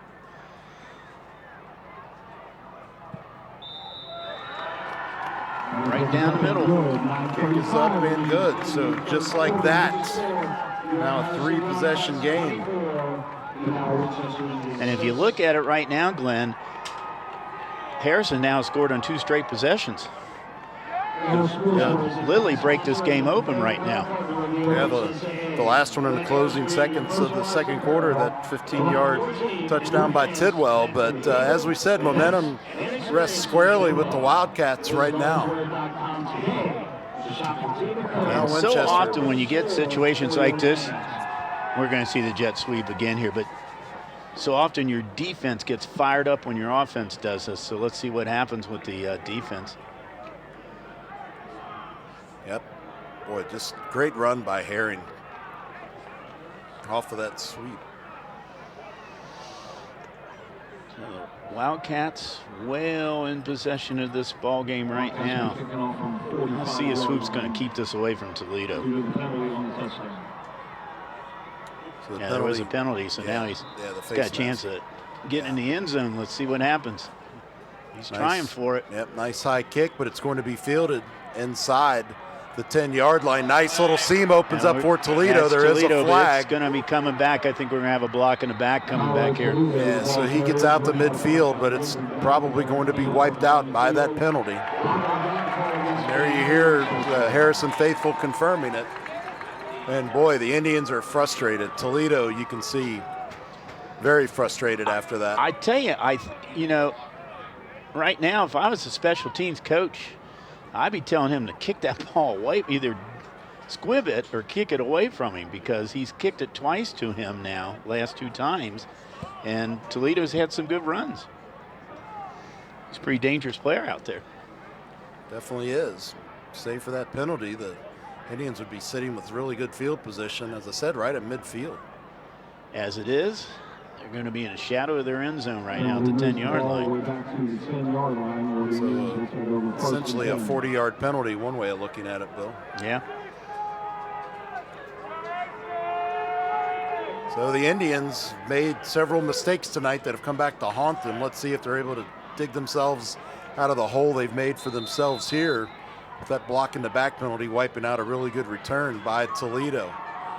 Stephon Bird gets the handoff and just nothing materializes on the right side off tackle. And again, there's that body language that we've talked about a few times. Bird just a sophomore and visibly frustrated on the field right now. Well, I would say without a doubt, Glenn, he probably has not seen a defense like this all season. Perhaps maybe at the Groveport-Madison game, the one that they did lose. But beyond that, he's not used to this kind of defense. And boy, you see it right there. He no more had the ball in his hands before he's wrapped up by the Harrison defense that time. Wowza. They were in the backfield quicker than the Indians were. Here you see on the replay, I don't think he really ever had clear possession before he was contacted initially by Josh Ridings. So this is a dangerous situation right now. Yeah, 3rd and a bunch in his own end zone. He's going to let one fly. That's a 50-50 ball. Just trying to get that ball out to Avery Music and well off the mark. So another punting situation for the Indians. Self-inflicted with the penalty on the return. And, right now, Toledo is going to be punting, but he is going to be about half the distance he normally is back punting now because he's going to be in the end zone right now. Let's see if Harrison really puts the rush on him. Toledo is senior, 5'9", just under 190 pounds. He's back about 2 yards from the end of the end zone. Not the ideal position. Tidwell's at the Indian 40 right now. Clean snap, kick is away. Nice job. Oh, what a kick. Yeah, it's going to cross midfield and roll inside the 45 to around the 42-yard line. That's about a 53, 54-yard punt. Nice job by Toledo. So a really good change of field position despite the situation that the Indians found themselves in. We will, at the end of this quarter, we're going to be running back to playback times. We also are going to be talking about a basketball school. This is about the time of year we always talk about the Southwest Ohio Officials School, and we're going to be talking about that. If we get a timeout, we'll talk about it during the third quarter, but if not, at the end of the third quarter, we'll tell you a little bit of how that school is going to be starting up here in a couple weeks. Our good friend Jerry Fick has been running that school for years. And so we'll give you the information on it, so get a pencil and paper ready if you want to become a basketball official. Boy, the OHSAA in desperate need of officials at all levels. Kennett stepped away from some pressure. Pass is complete to midfield to C.J. Young. I think he's got first down. Yeah. Indeed he does. Good job he did of getting away from the he not only got away, but he almost came back into the pocket there to throw it. He's going to come off the field for this next play. Here you're going to see Kennett was starting to feel some pressure, and good job of hanging in there. We got officials timeout. Hunter Allen just a second too late for the Indians.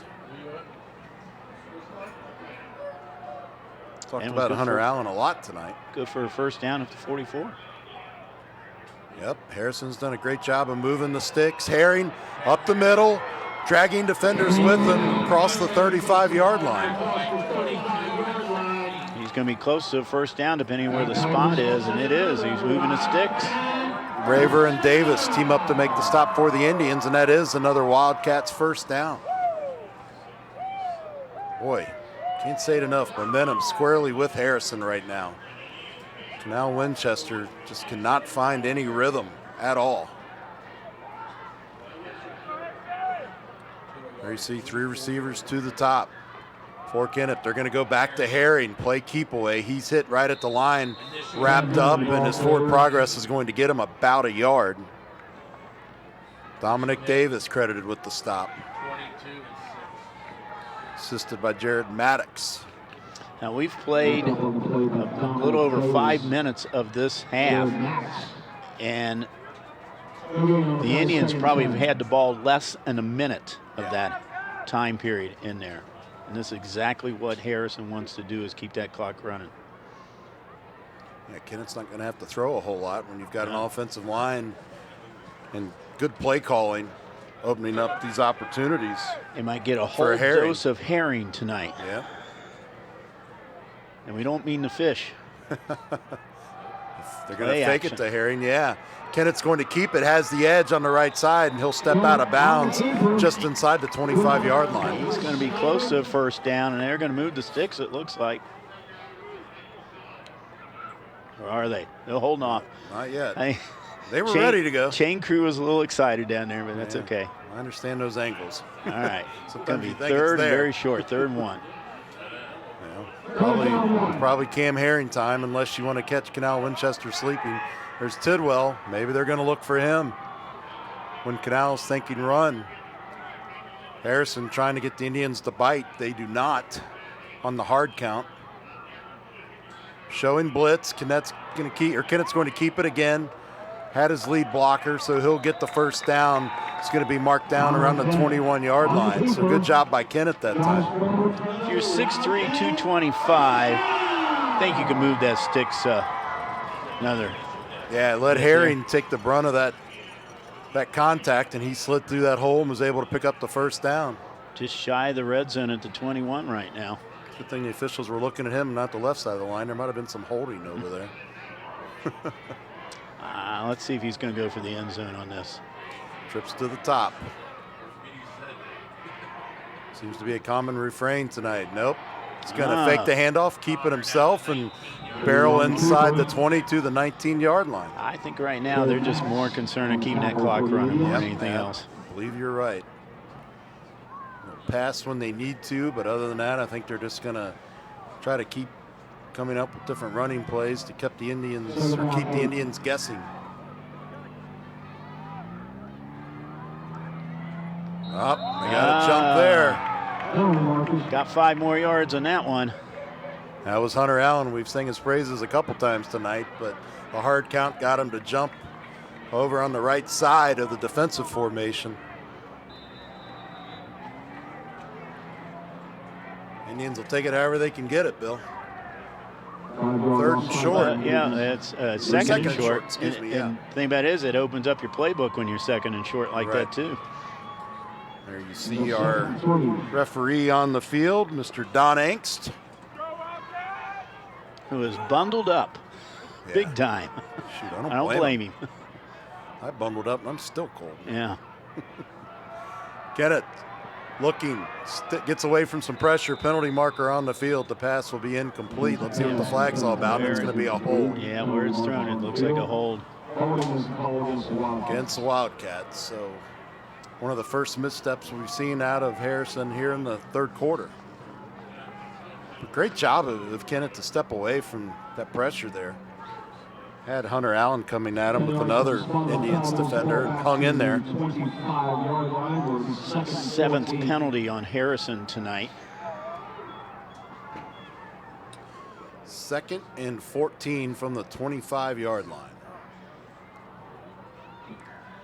When you have a quarterback that can throw the ball, you tend not to worry so much about getting off schedule like that.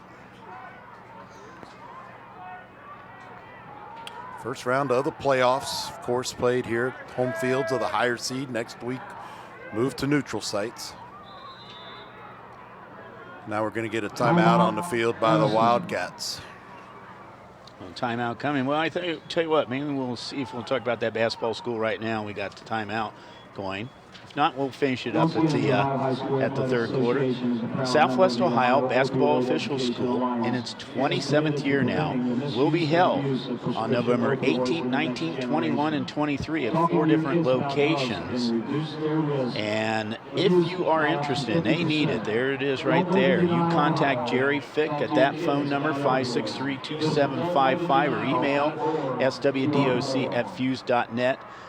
We really do need officials out there. And then we've talked about, I've been a track and field official for years. We even need them for us. But there's a great need for officials all over. And it's a great school. Jerry runs a fantastic school there. He's done it for years. And you can either be recreation all the way up to high school, whatever you want to do. But so it's $125 per student. That includes everything. You'll make more than that in the first couple of games you do. Say, you'll make that back quickly. So yes. Back to live action. Kennett was looking for Nathan Blank, but another receiver you saw slipped in front of him. Makes me wonder if he was not the intended receiver before he slipped. Yeah, and kind of off his hands again with that. And if you didn't get that right now, we'll talk about Jerry.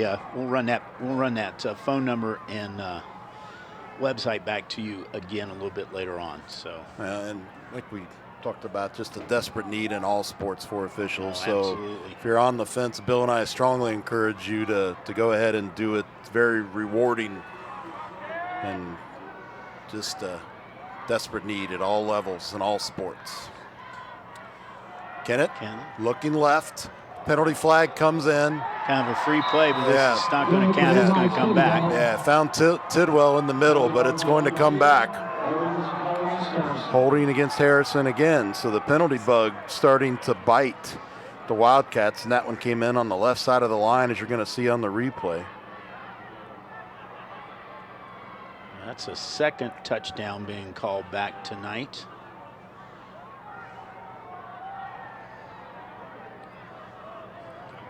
Moves the ball back to the 40-yard line. Jerry does a great job. I had the pleasure of working with Jerry on election day at the election polls. Worked with him all day. Great guy. In between voters, we talk sports.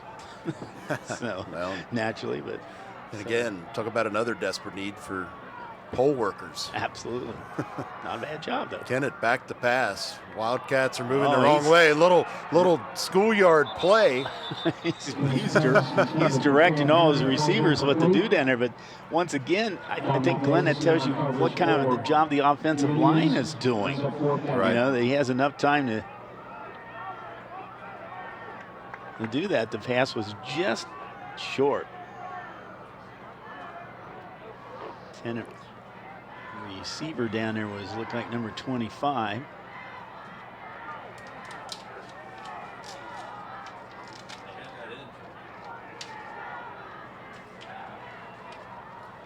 So 4th and a bunch. Now Kennett's going to drop back. A high snap. They were thinking pooch punt. Now Kennett with a desperation pass. It's going to be intercepted right in the middle of the field. Bryce Barnes with the interception. Really, that was not a good pass. He went, like you said, it was desperation, and Bryce Barnes picked it up, brought it back. I think the Harrison fans over here wanted a penalty, though.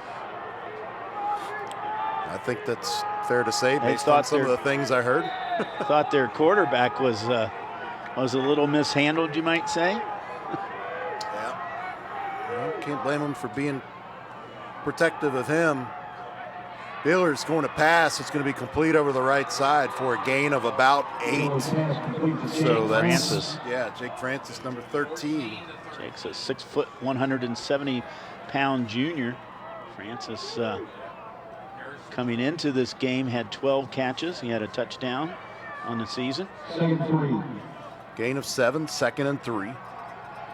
Beeler, pass, middle of the field, can't hang on to it. A little low. He's trying to go to Francis again, trying to get him a little more involved in the game. Pretty quiet first half for him.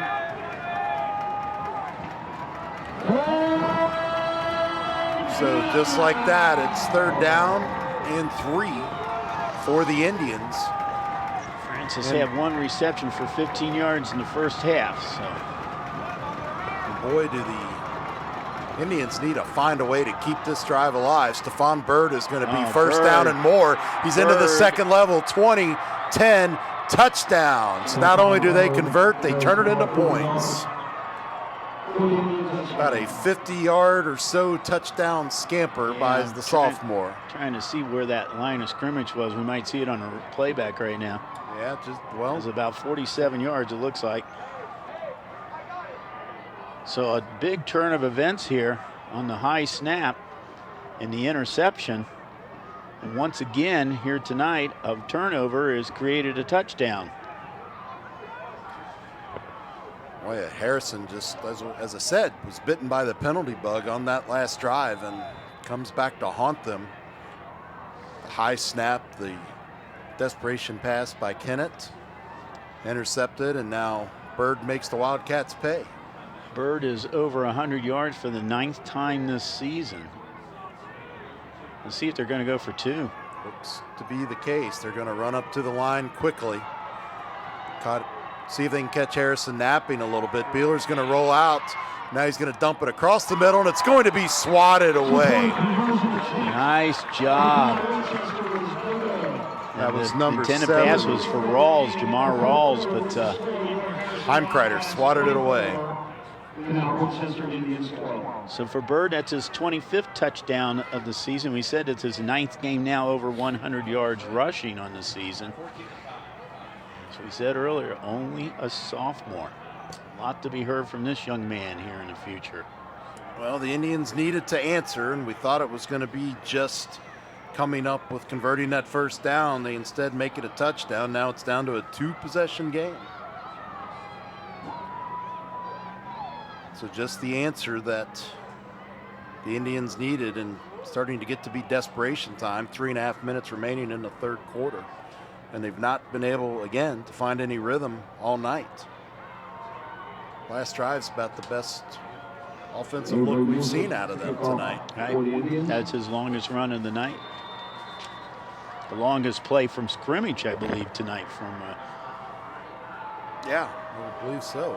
I mean, it's been a very frustrating night offensively for the Indians. Music's had 2 deep kickoffs. Let's see if he gets another one in. It's got to be like kicking an anvil tonight, huh? Oh, yeah.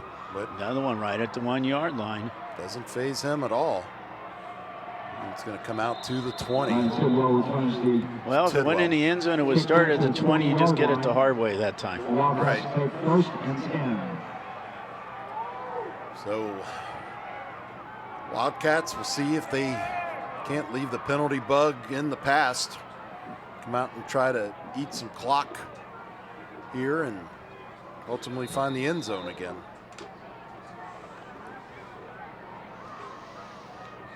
Not used to seeing those penalties out of the Wildcats the way they backed up on them on that last possession. Again, Harrison will spread them out. 3 receivers to the bottom, 1 to the top. Indians, as usual, showing blitz, fake a handoff, quick screen, complete to Tidwell on the top of the formation. Enough for a first down. Nothing fancy. If you're going to stop the clock, you might as well get a first down out of it. So 1st and 10. Ball's going to be spotted just across the 30, about the 32. That is indeed what the scoreboard reflects. Same look to the formation as on the last play. Herring's going to keep it, trying to get the edge on the right side. All that's going to be good for 2 or 3 yards. I think he's got the first down. Let's see. They're already moving the markers, so he got about 2 or 3 yards, it looks like. Did what he needed to do. Driven out of bounds by number 33. Moved the ball out to the 44-yard line. Yeah, great run by Herring. Boy, he's just had a whale of a night tonight. I mean, thought it was going to be the Connor Kennett show, which it has been to a certain extent, but Herring is really the guy that's been moving the sticks a lot tonight for the Wildcats.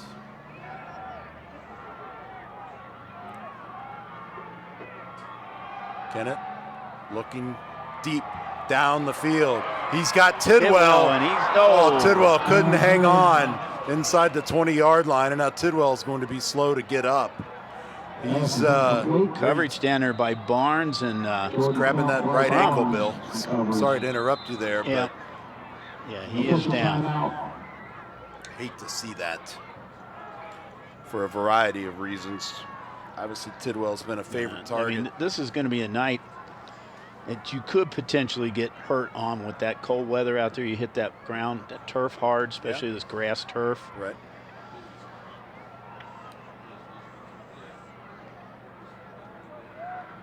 I tell you, Kenneth has enough confidence in Tidwell to throw it into double coverage, and he still almost got the ball. And he is coming off the field, but very slowly. St. X has roared back and taken a 27-20 lead over Mason in Division I Region 4. That was near the end of the 3rd quarter, so it held Mason scoreless in the 3rd quarter. You can pick up a Princeton score versus Princeton Colerain. That was not a. It's a fairly close game too. 2nd and 10 for the Wildcats. 3 receivers to the top of the formation. Kennett's going to keep it himself on the right side. It's going to be met after picking up about 2 yards. Yeah, he was kind of gang tackled down there by the Jared Maddox, among others, in on that tackle.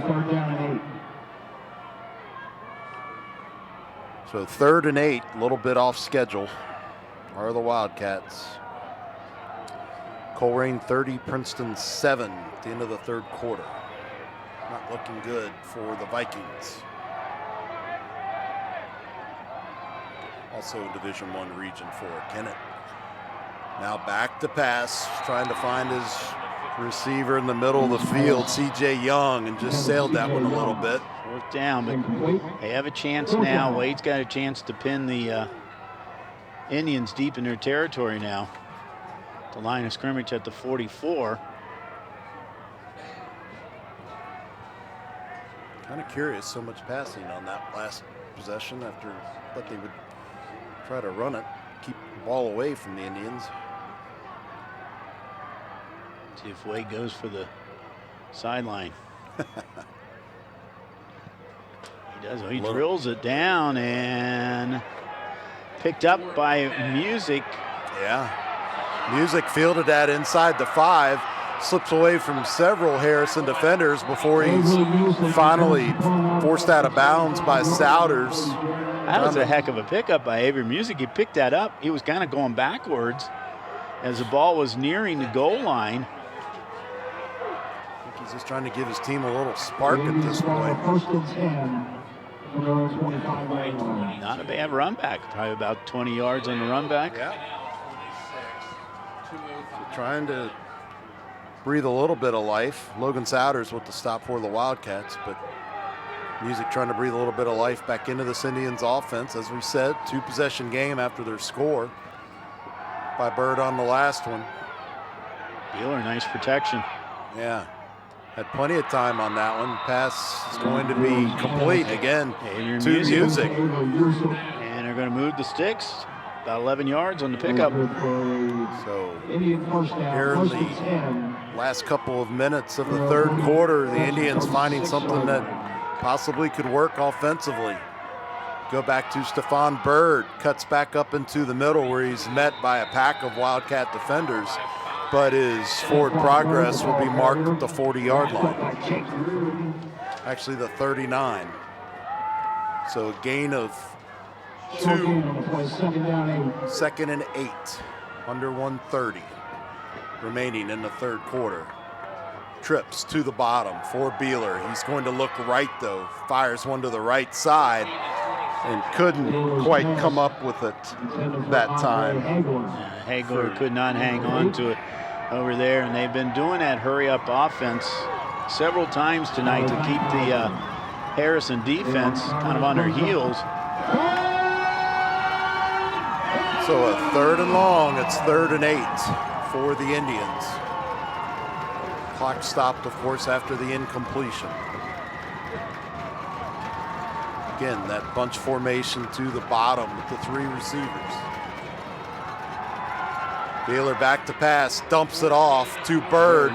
Bird steps away from one tackler, 1st down and more, crosses into Wildcat territory, but a penalty flag is thrown right at midfield. Kyler Fankhauser tried to trip him up back to the 40.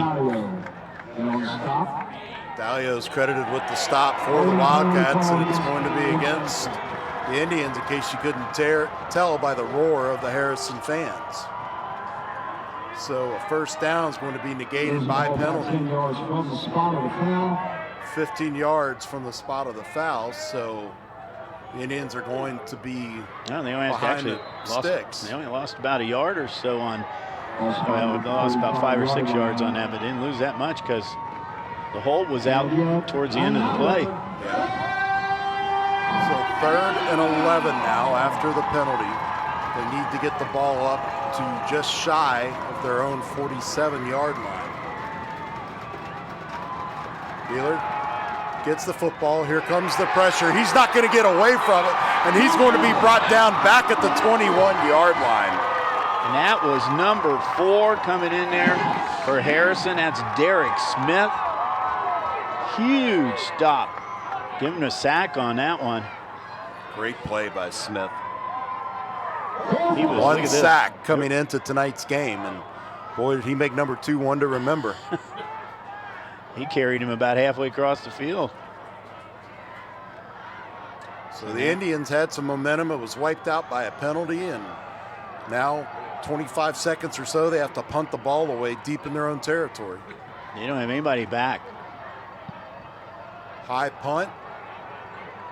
It's going to land inside the 40 and take an Indians roll inside the 30 and fall dead just inside the 29. So giving him about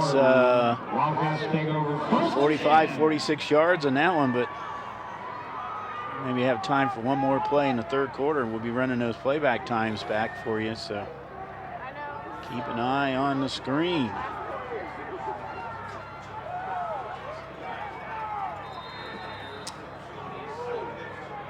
So the ball marked at the 27-yard line. Just over 8 seconds remaining. Wildcats will run one play. Try to get out of the third quarter here, hanging on to a 2-possession lead. Handoff is going to go to Cam Herring, who's definitely led the way in the running game tonight, other than when Kennett's kept it himself. Penalty flag on the field. Yep.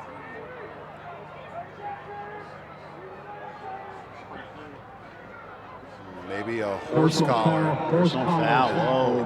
Indeed it is. So it's going to be a big 15-yarder. 15-yard penalty. From right at the end of the play, too. So Couturier just wants to get out of this third quarter, and he does. Once the ball was spotted, the final 1.3 seconds runs off. So at the end of 3, Harrison 24, Canal Winchester 12. Those playback times are going to come up in your screen. If you just stare at your screen long enough, they're going to come up there. I guarantee you they'll come up there. Oh, they're going to come up there. It looks like fog. There you go. See, I told you they would. Second at 3 o'clock p.m., third at 8 o'clock p.m., sixth at, I don't know what those dates are.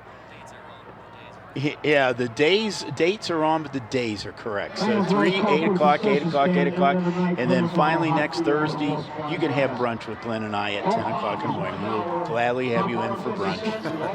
As a reminder, you can find this game and all the other content that ICRC produces at ICRCTV.com, ICRCTV.com. Dean and the guys are up in at the Nutter Center, where ICRC is helping out the state and covering the state championships in volleyball. So they'll be up there. Herring gets the call again. It's going to be wrapped up by Maddox and Barnes. We should have got that gig, Glenn. It's a lot warmer in the Nutter Center. No kidding, right? Harrison now with 390 yards of offense through 3 quarters, 143 on the ground, 247 through the air. The Indians have managed just 154. So more than a 2-to-1 advantage. That's right. The place is at the Nutter Center, referred to as the Nut House there on the campus of Wright State. 98 yards for Kennett under pressure. He's looking for somebody to dump it off to, which he does, and avoided disaster there. I think he did a good job fighting those players off. Yeah, came in at Logan Beckwith's feet. But yeah, I agree with you. Backpedaling and trying to get rid of that ball and not take a sack. So it does stop the clock at 11:09 after the incompletion. It's 3rd and 6, otherwise known as 3rd and manageable. He's bringing in 4 receivers as Nick Pucci's now has come in.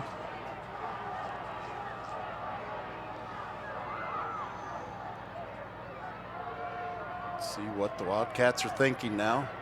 Got 3 receivers to the bottom, 1 to the top. Kennett back to pass. The pass rush broke through pretty quickly, and Cam Herring just couldn't come up with the football as Kennett was trying to get rid of it before he got drilled. I think they're rushing 7 that time on that play. Snuck 2 right up the middle pretty quickly to put all kinds of pressure on Kennett. So punting situation here. Mike Wade out there again, trying to boot one away for the Wildcats. Clock stopped at 11:05. Avery Music back at the 15-yard line.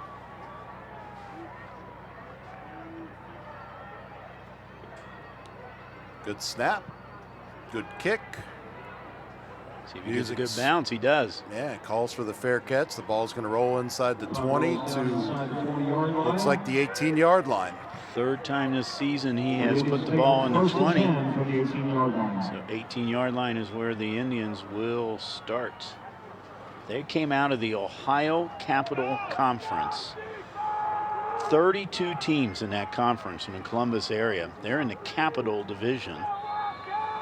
Just a behemoth conference in Central Ohio that I believe I'd read there's some possible realignment talk happening up there in the central part of the state.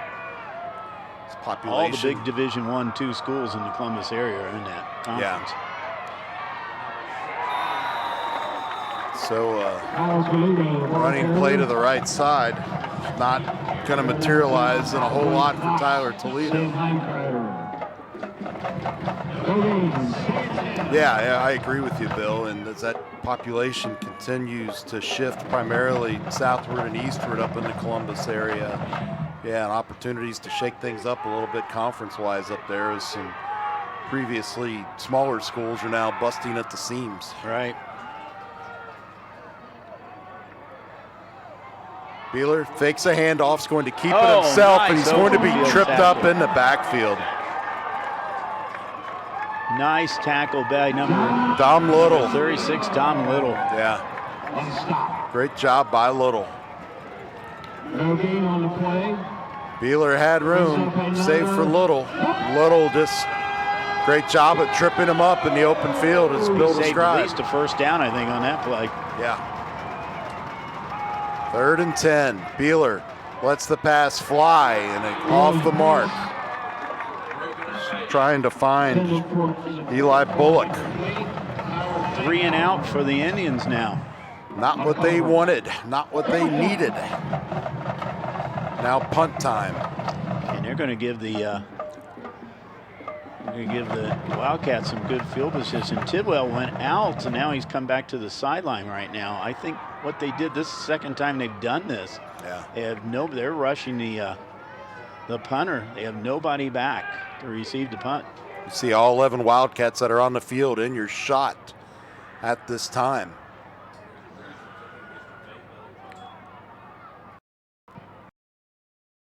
Here's the punt, and it's going to just drop. Gets about 2 or 3 yards.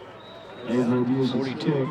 Take an Indian bounce out to the 42-yard line of the Wildcats. So I think it was designed just to put a little fear in the heart of the Indians more than anything. 40-yard punt for Toledo.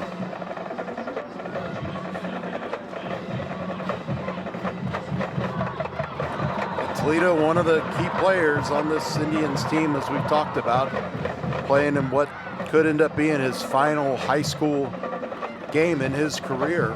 This team trailing by 12 points, 9:30 remaining. Certainly not undoable, but the Indians just haven't been able to do much at all on offense tonight. Cam Herring's going to advance the ball out to the 45-yard line. Well, that's about 4 yards in a cloud of dust. We can say it's a cloud of dust since this is grass field. Not much dust out there tonight. We've seen on a couple of occasions. Yeah, it's a pretty hard field down there tonight, that's for sure. Maybe 3 weeks ago. Yeah. As we talked about, in between the numbers out there, it's pretty worn and muddy. Definitely a need for long cleats tonight. Of course, we've talked about this is the last game to be played on the natural grass surface here. Bill Coots Field, an artificial playing surface being installed through private funds. Kennett keeps it after faking the handoff. Yeah, that's Kennett's longest run of the night, and that's a big one because it's a first down. Keeps moves those sticks again. Yep. Penalty, it's holding on the Wildcats, so it's going to wipe out the good run by Kennett. But yeah, just to finish that thought, all the athletic upgrades, athletic facilities upgrades on the way being funded through private donations. No taxpayer dollars involved, and we'll be excited to see the changes when we head back out here next fall. Absolutely.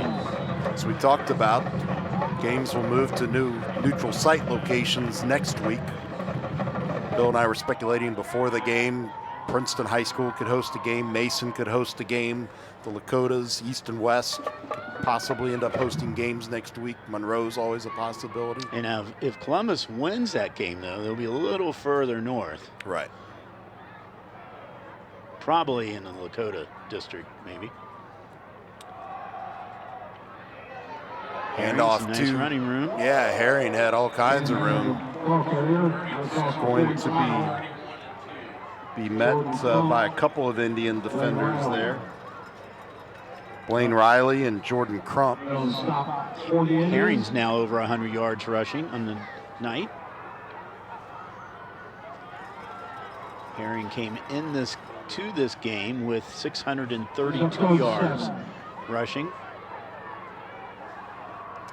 Kennett with 3 passing touchdowns tonight. An interesting statistic that was on the Canal Winchester website. Their defensive backs, Carver and Crump, had only given up 2 passing touchdowns and 157 passing attempts in 10 games. Pitches to Herring. That's before they met Connor Kennett. More importantly, that clock keeps ticking away.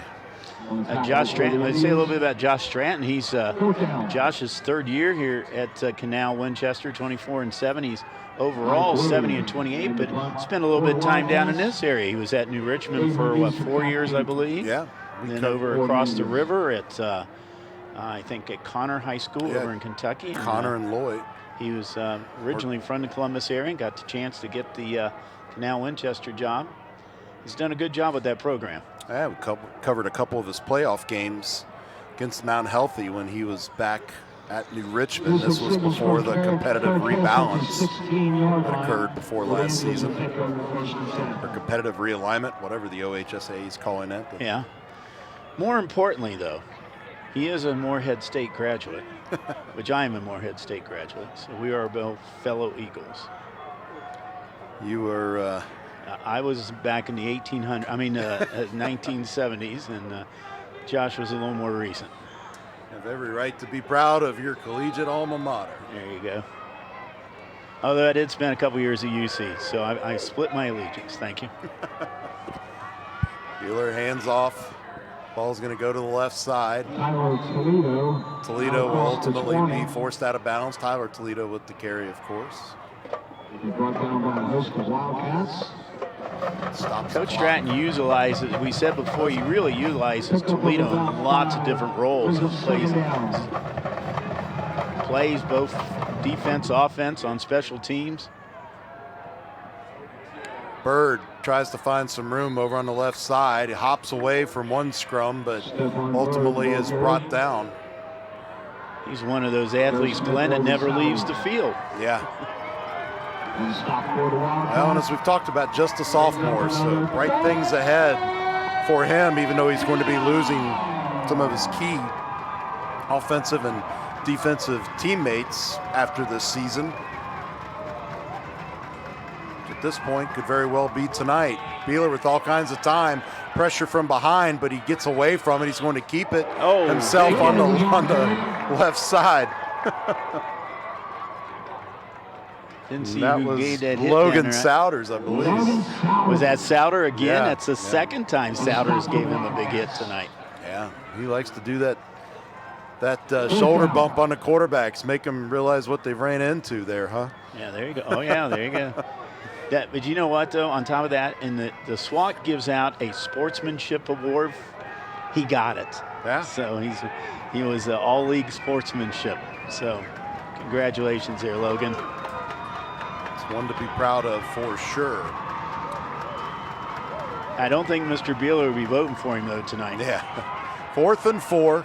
Toledo, first down and more, crosses inside the 40 before the tightrope act forces him out of bounds. So that was a must-convert situation for the Indians to have any hope of getting back in this contest, and they do. Nice stiff arm there. Yeah. Nice little stiff arm right there. Right about the line of scrimmage that as soon as he pushed that defensive player out of the way there, he was on his way. Beeler's going to change the play at the line of scrimmage. Play fake's going to dump it off. to Toledo. Toledo's looking for a hole, and not much of one will materialize. He's going to get maybe 2 yards. That was a lot of action for 2 yards. Clock approaching the 4-minute mark. Josh Riding's credited with the stop for the Wildcats. Clock ticking down to 4 minutes. Stephon Bird with the carry, drags a couple Harrison defenders with him, but he gives up the football. Gives up the football. I think he might have fallen on it. Yep, he ultimately does get it back, but it wasn't without a moment of risk. It was loose there for a few seconds, but fortunately his momentum took him right towards the fumble. Yeah, right there, ball's going to be there's the ball out, forced but see, out. He's still going forward. It was Logan Souders who was hanging on and forced that ball out, Bill.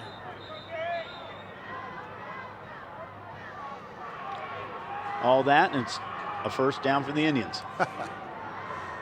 Yep, so they're hanging on. Ball at the Harrison 44. High snap.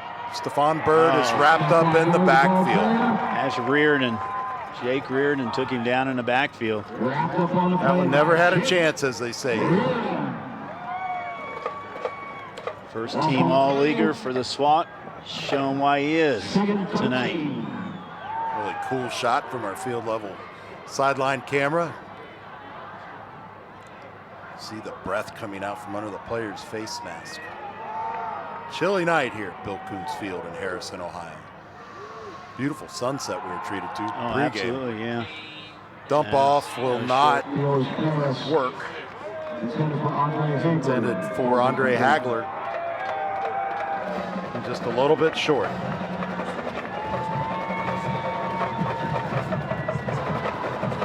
Do want to acknowledge our crew tonight. Many of them interns at ICRC during the fall and doing their last football game tonight. So congratulations to them for a successful they have done internship. an excellent job all season. Sure have. Desperation pass. And what a wow, tipped, and Toledo will take it into the end zone. Toledo got the touchdown. No flags on the field. Wow. So that's going to count, I guess, as a complete pass, a fumble.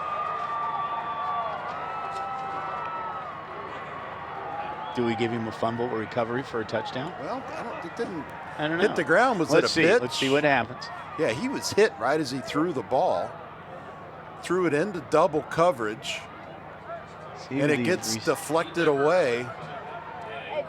Yeah, he never really, No, the music was the intended receiver, so we'll give him the reception for the touchdown then. So Toledo, Beeler of the Toledo. Hey, whatever works. Music kicks. Flag on the play, false start. False start call against the Indians. So Beeler to Toledo. I think we'll give that, 43 yards? Yeah, I had 44 unofficially, but 43 sounds good. 47, we're corrected by our stats crew. Thank you, guys. All right. We got a great stats crew up here tonight at Harrison. Thank you guys so much for your help. Penalty against the Indians, so. Take a look at it after the extra point try, after the penalty. Good snap. Kick is blocked at the line of scrimmage. Wowza, wowza. Three touchdowns tonight, no PATs for the Indians. All right, we're going to look a couple looks at this touchdown. Yeah, this is from our camera up on top of the press box here. Right above us, you're going to see Beeler had to get rid of the football before he got drilled, threw it into double coverage. Yeah, Music never had possession of it, so. No, it deflected off of him. He never caught it. How about Toledo just being Johnny on the spot there? Right place at the right time and good field vision, as they say. There from our field level camera. Now let's take a look at the block. Very important block.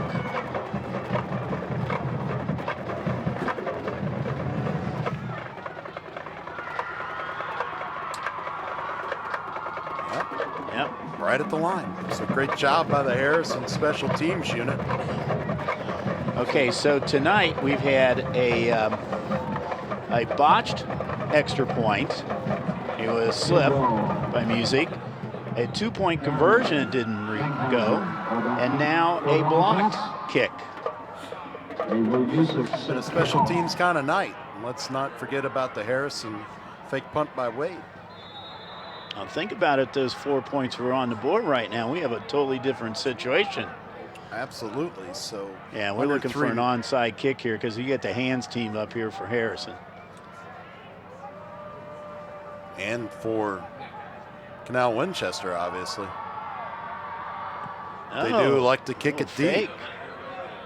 Yep, let that one go into the end zone for a touchback. So a nice kick results in a touchback. And no, I think I would have tried that onside right there.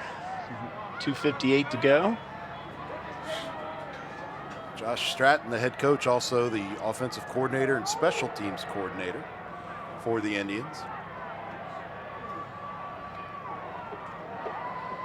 Well, like I said, he's done a great job up there at Canal Winchester. He said 24-7 since he's been up there. Yeah. He had a program that wasn't doing too well. He's really brought that program around right now. Gotten them into playoffs here for the 9th time in their school history. Yeah, for those of you familiar with the Columbus area, Canal Winchester is just growing like crazy. Lots of industry and residential growth at that area. Allocating a lot of resources available to the school system now. There's a run by the Wildcats.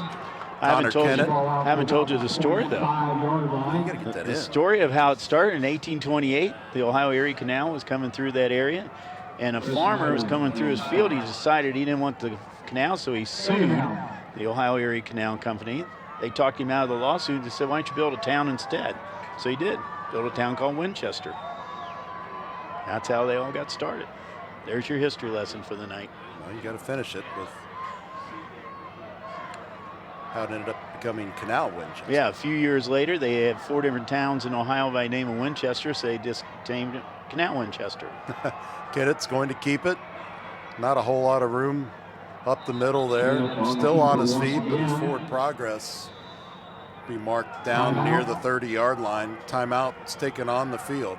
And as you said, how well they are doing right now, the rest is history. The town has done quite well. The school is growing. The town is growing out there. They're right on the border of Franklin County and Fairfield County. As a matter of fact, I think part of the towns in both counties there. Yeah, so wouldn't surprise me. Yeah, because you can get there pretty quickly off of 270 on the south side. I believe that's 33 there. Takes you down through Canal Winchester. If you don't have traffic, which they apparently did tonight. Yeah. So. Tuning in late, Coach Stratton told us it took him about 2 hours and 45 minutes to get here by motor coach due to traffic in Columbus as well as here in the Cincinnati area. They could have took the canal maybe a bit quicker. I think it might have been frozen over after last night. Yeah, exactly. Might have been able to ice skate here quicker.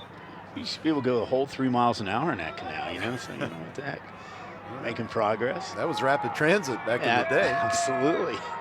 When you're sitting on 275 traffic in my neck of the woods out in Loveland and Milford, that is rapid transit compared to what you sit in out there every day. Nonetheless, 2:03 remaining. 3rd and 7 for the Wildcats. A 6-point game.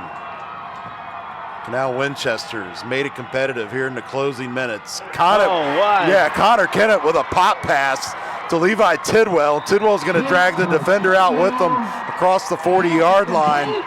And yeah, you deserve to flex after that one, Levi. How good is Connor Kennett? Coming back the other direction, he throws the ball, and Tidwell was all alone in the middle of the field. Well, Josh, you might want to mark that flex for the intro next year. Now watch, everybody's going to the right. Kenneth said, nope, I got a man over here going to the left. Well, why not go back to one of your favorite receiving targets? And boy, the heart in that young man just drug that defender with him, as I said, out to the 43-yard line. A huge first down now. Yep, absolutely. Keep that ball away from the Indians. Now you got to protect it if you're a Wildcat. They're going to let this play clock run down. Kennett calls for it. He's going to keep it.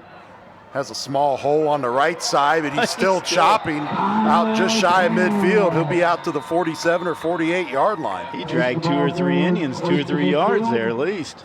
And Indians will take timeout number 2, 1:17 remaining.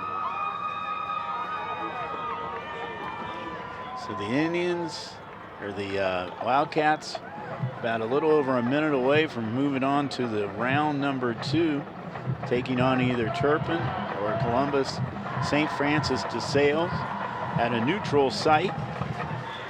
We hope that ICRC will be there. We'll see. We'll have to see how our schedule goes out next week, how things pan out. It all depends a lot of times on where the game will be. You got an update on that score? Yeah, Turpin loses 27-13. Wow. So their first loss of the season comes in the first round of the playoffs.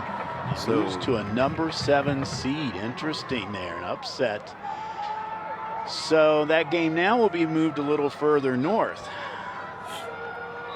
We'll see where it goes.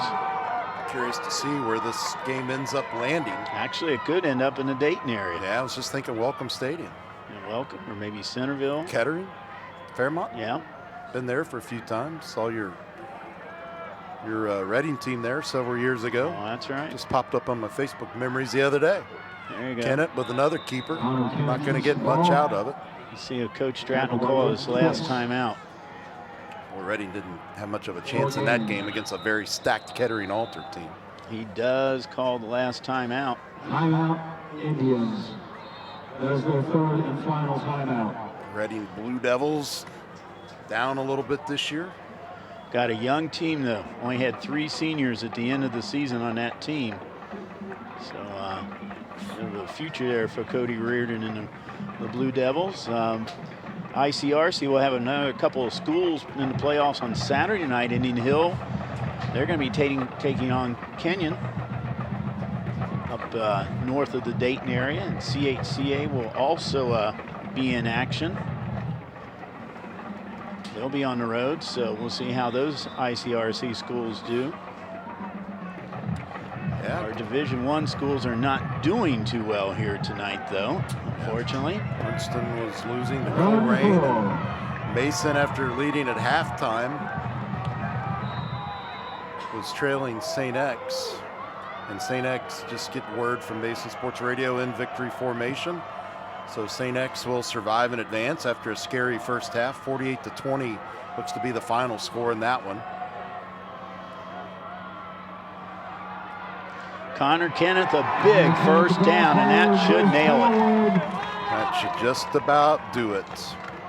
Colerain does end up defeating Princeton, and Fairfield defeats Hamilton. So the Cardinals and the Indians will match up next week in another epic battle for the second time in 3 weeks.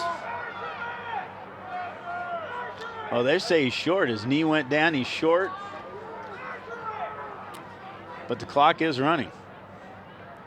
Fans not happy. If you've been able to pick that up on our field mic or even coming up through here in the press box. They might just take the delay of game. And they take delay of game, yeah. Kneel it again. Okay, well, yeah. Oh, they call timeout. Timeout. 16.3 seconds ago. 4th and inches for the Wildcats. Look like they will be surviving to move on for their 9th straight win. Barring a disaster, they will make it to the second round in Division II, Region 8. Very stacked and loaded Division II, Region 8, as we've talked about. Sal, of course, the #1 seed in that division. Reigning GCL champions. Friend of ICRC, Pat McLaughlin, formerly of Reading and Princeton, before making his way over to North Bend Road.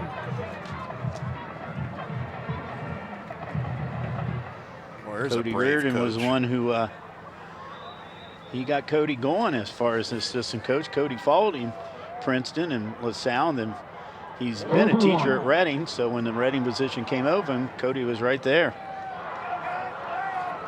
Columbus St. Francis de Sales came in at 8-2, now 9-2 on the season. 4th and 1. Kennett's going to keep it. He's got the first down that time, and that'll do it. Clock will stop while the chains are reset at 12.4 seconds, and the Wildcats will be able to go into victory formation. So for the first time since 2014, the Harrison Wildcats are going to win a first-round game. That will do it. Your final score, the Harrison Wildcats, the Canal Winchester Indians 18. The Indians tried to make it a game here at the end, but the Wildcats just with too many weapons at their disposal, mainly Cam Herring, Levi Tidwell, and of course Connor Kennett. Bill, your final thoughts. Well, Harrison now moves to 10-1 on the season. We're going to have to look back in the Harrison books here. Last time they had a 10-win season.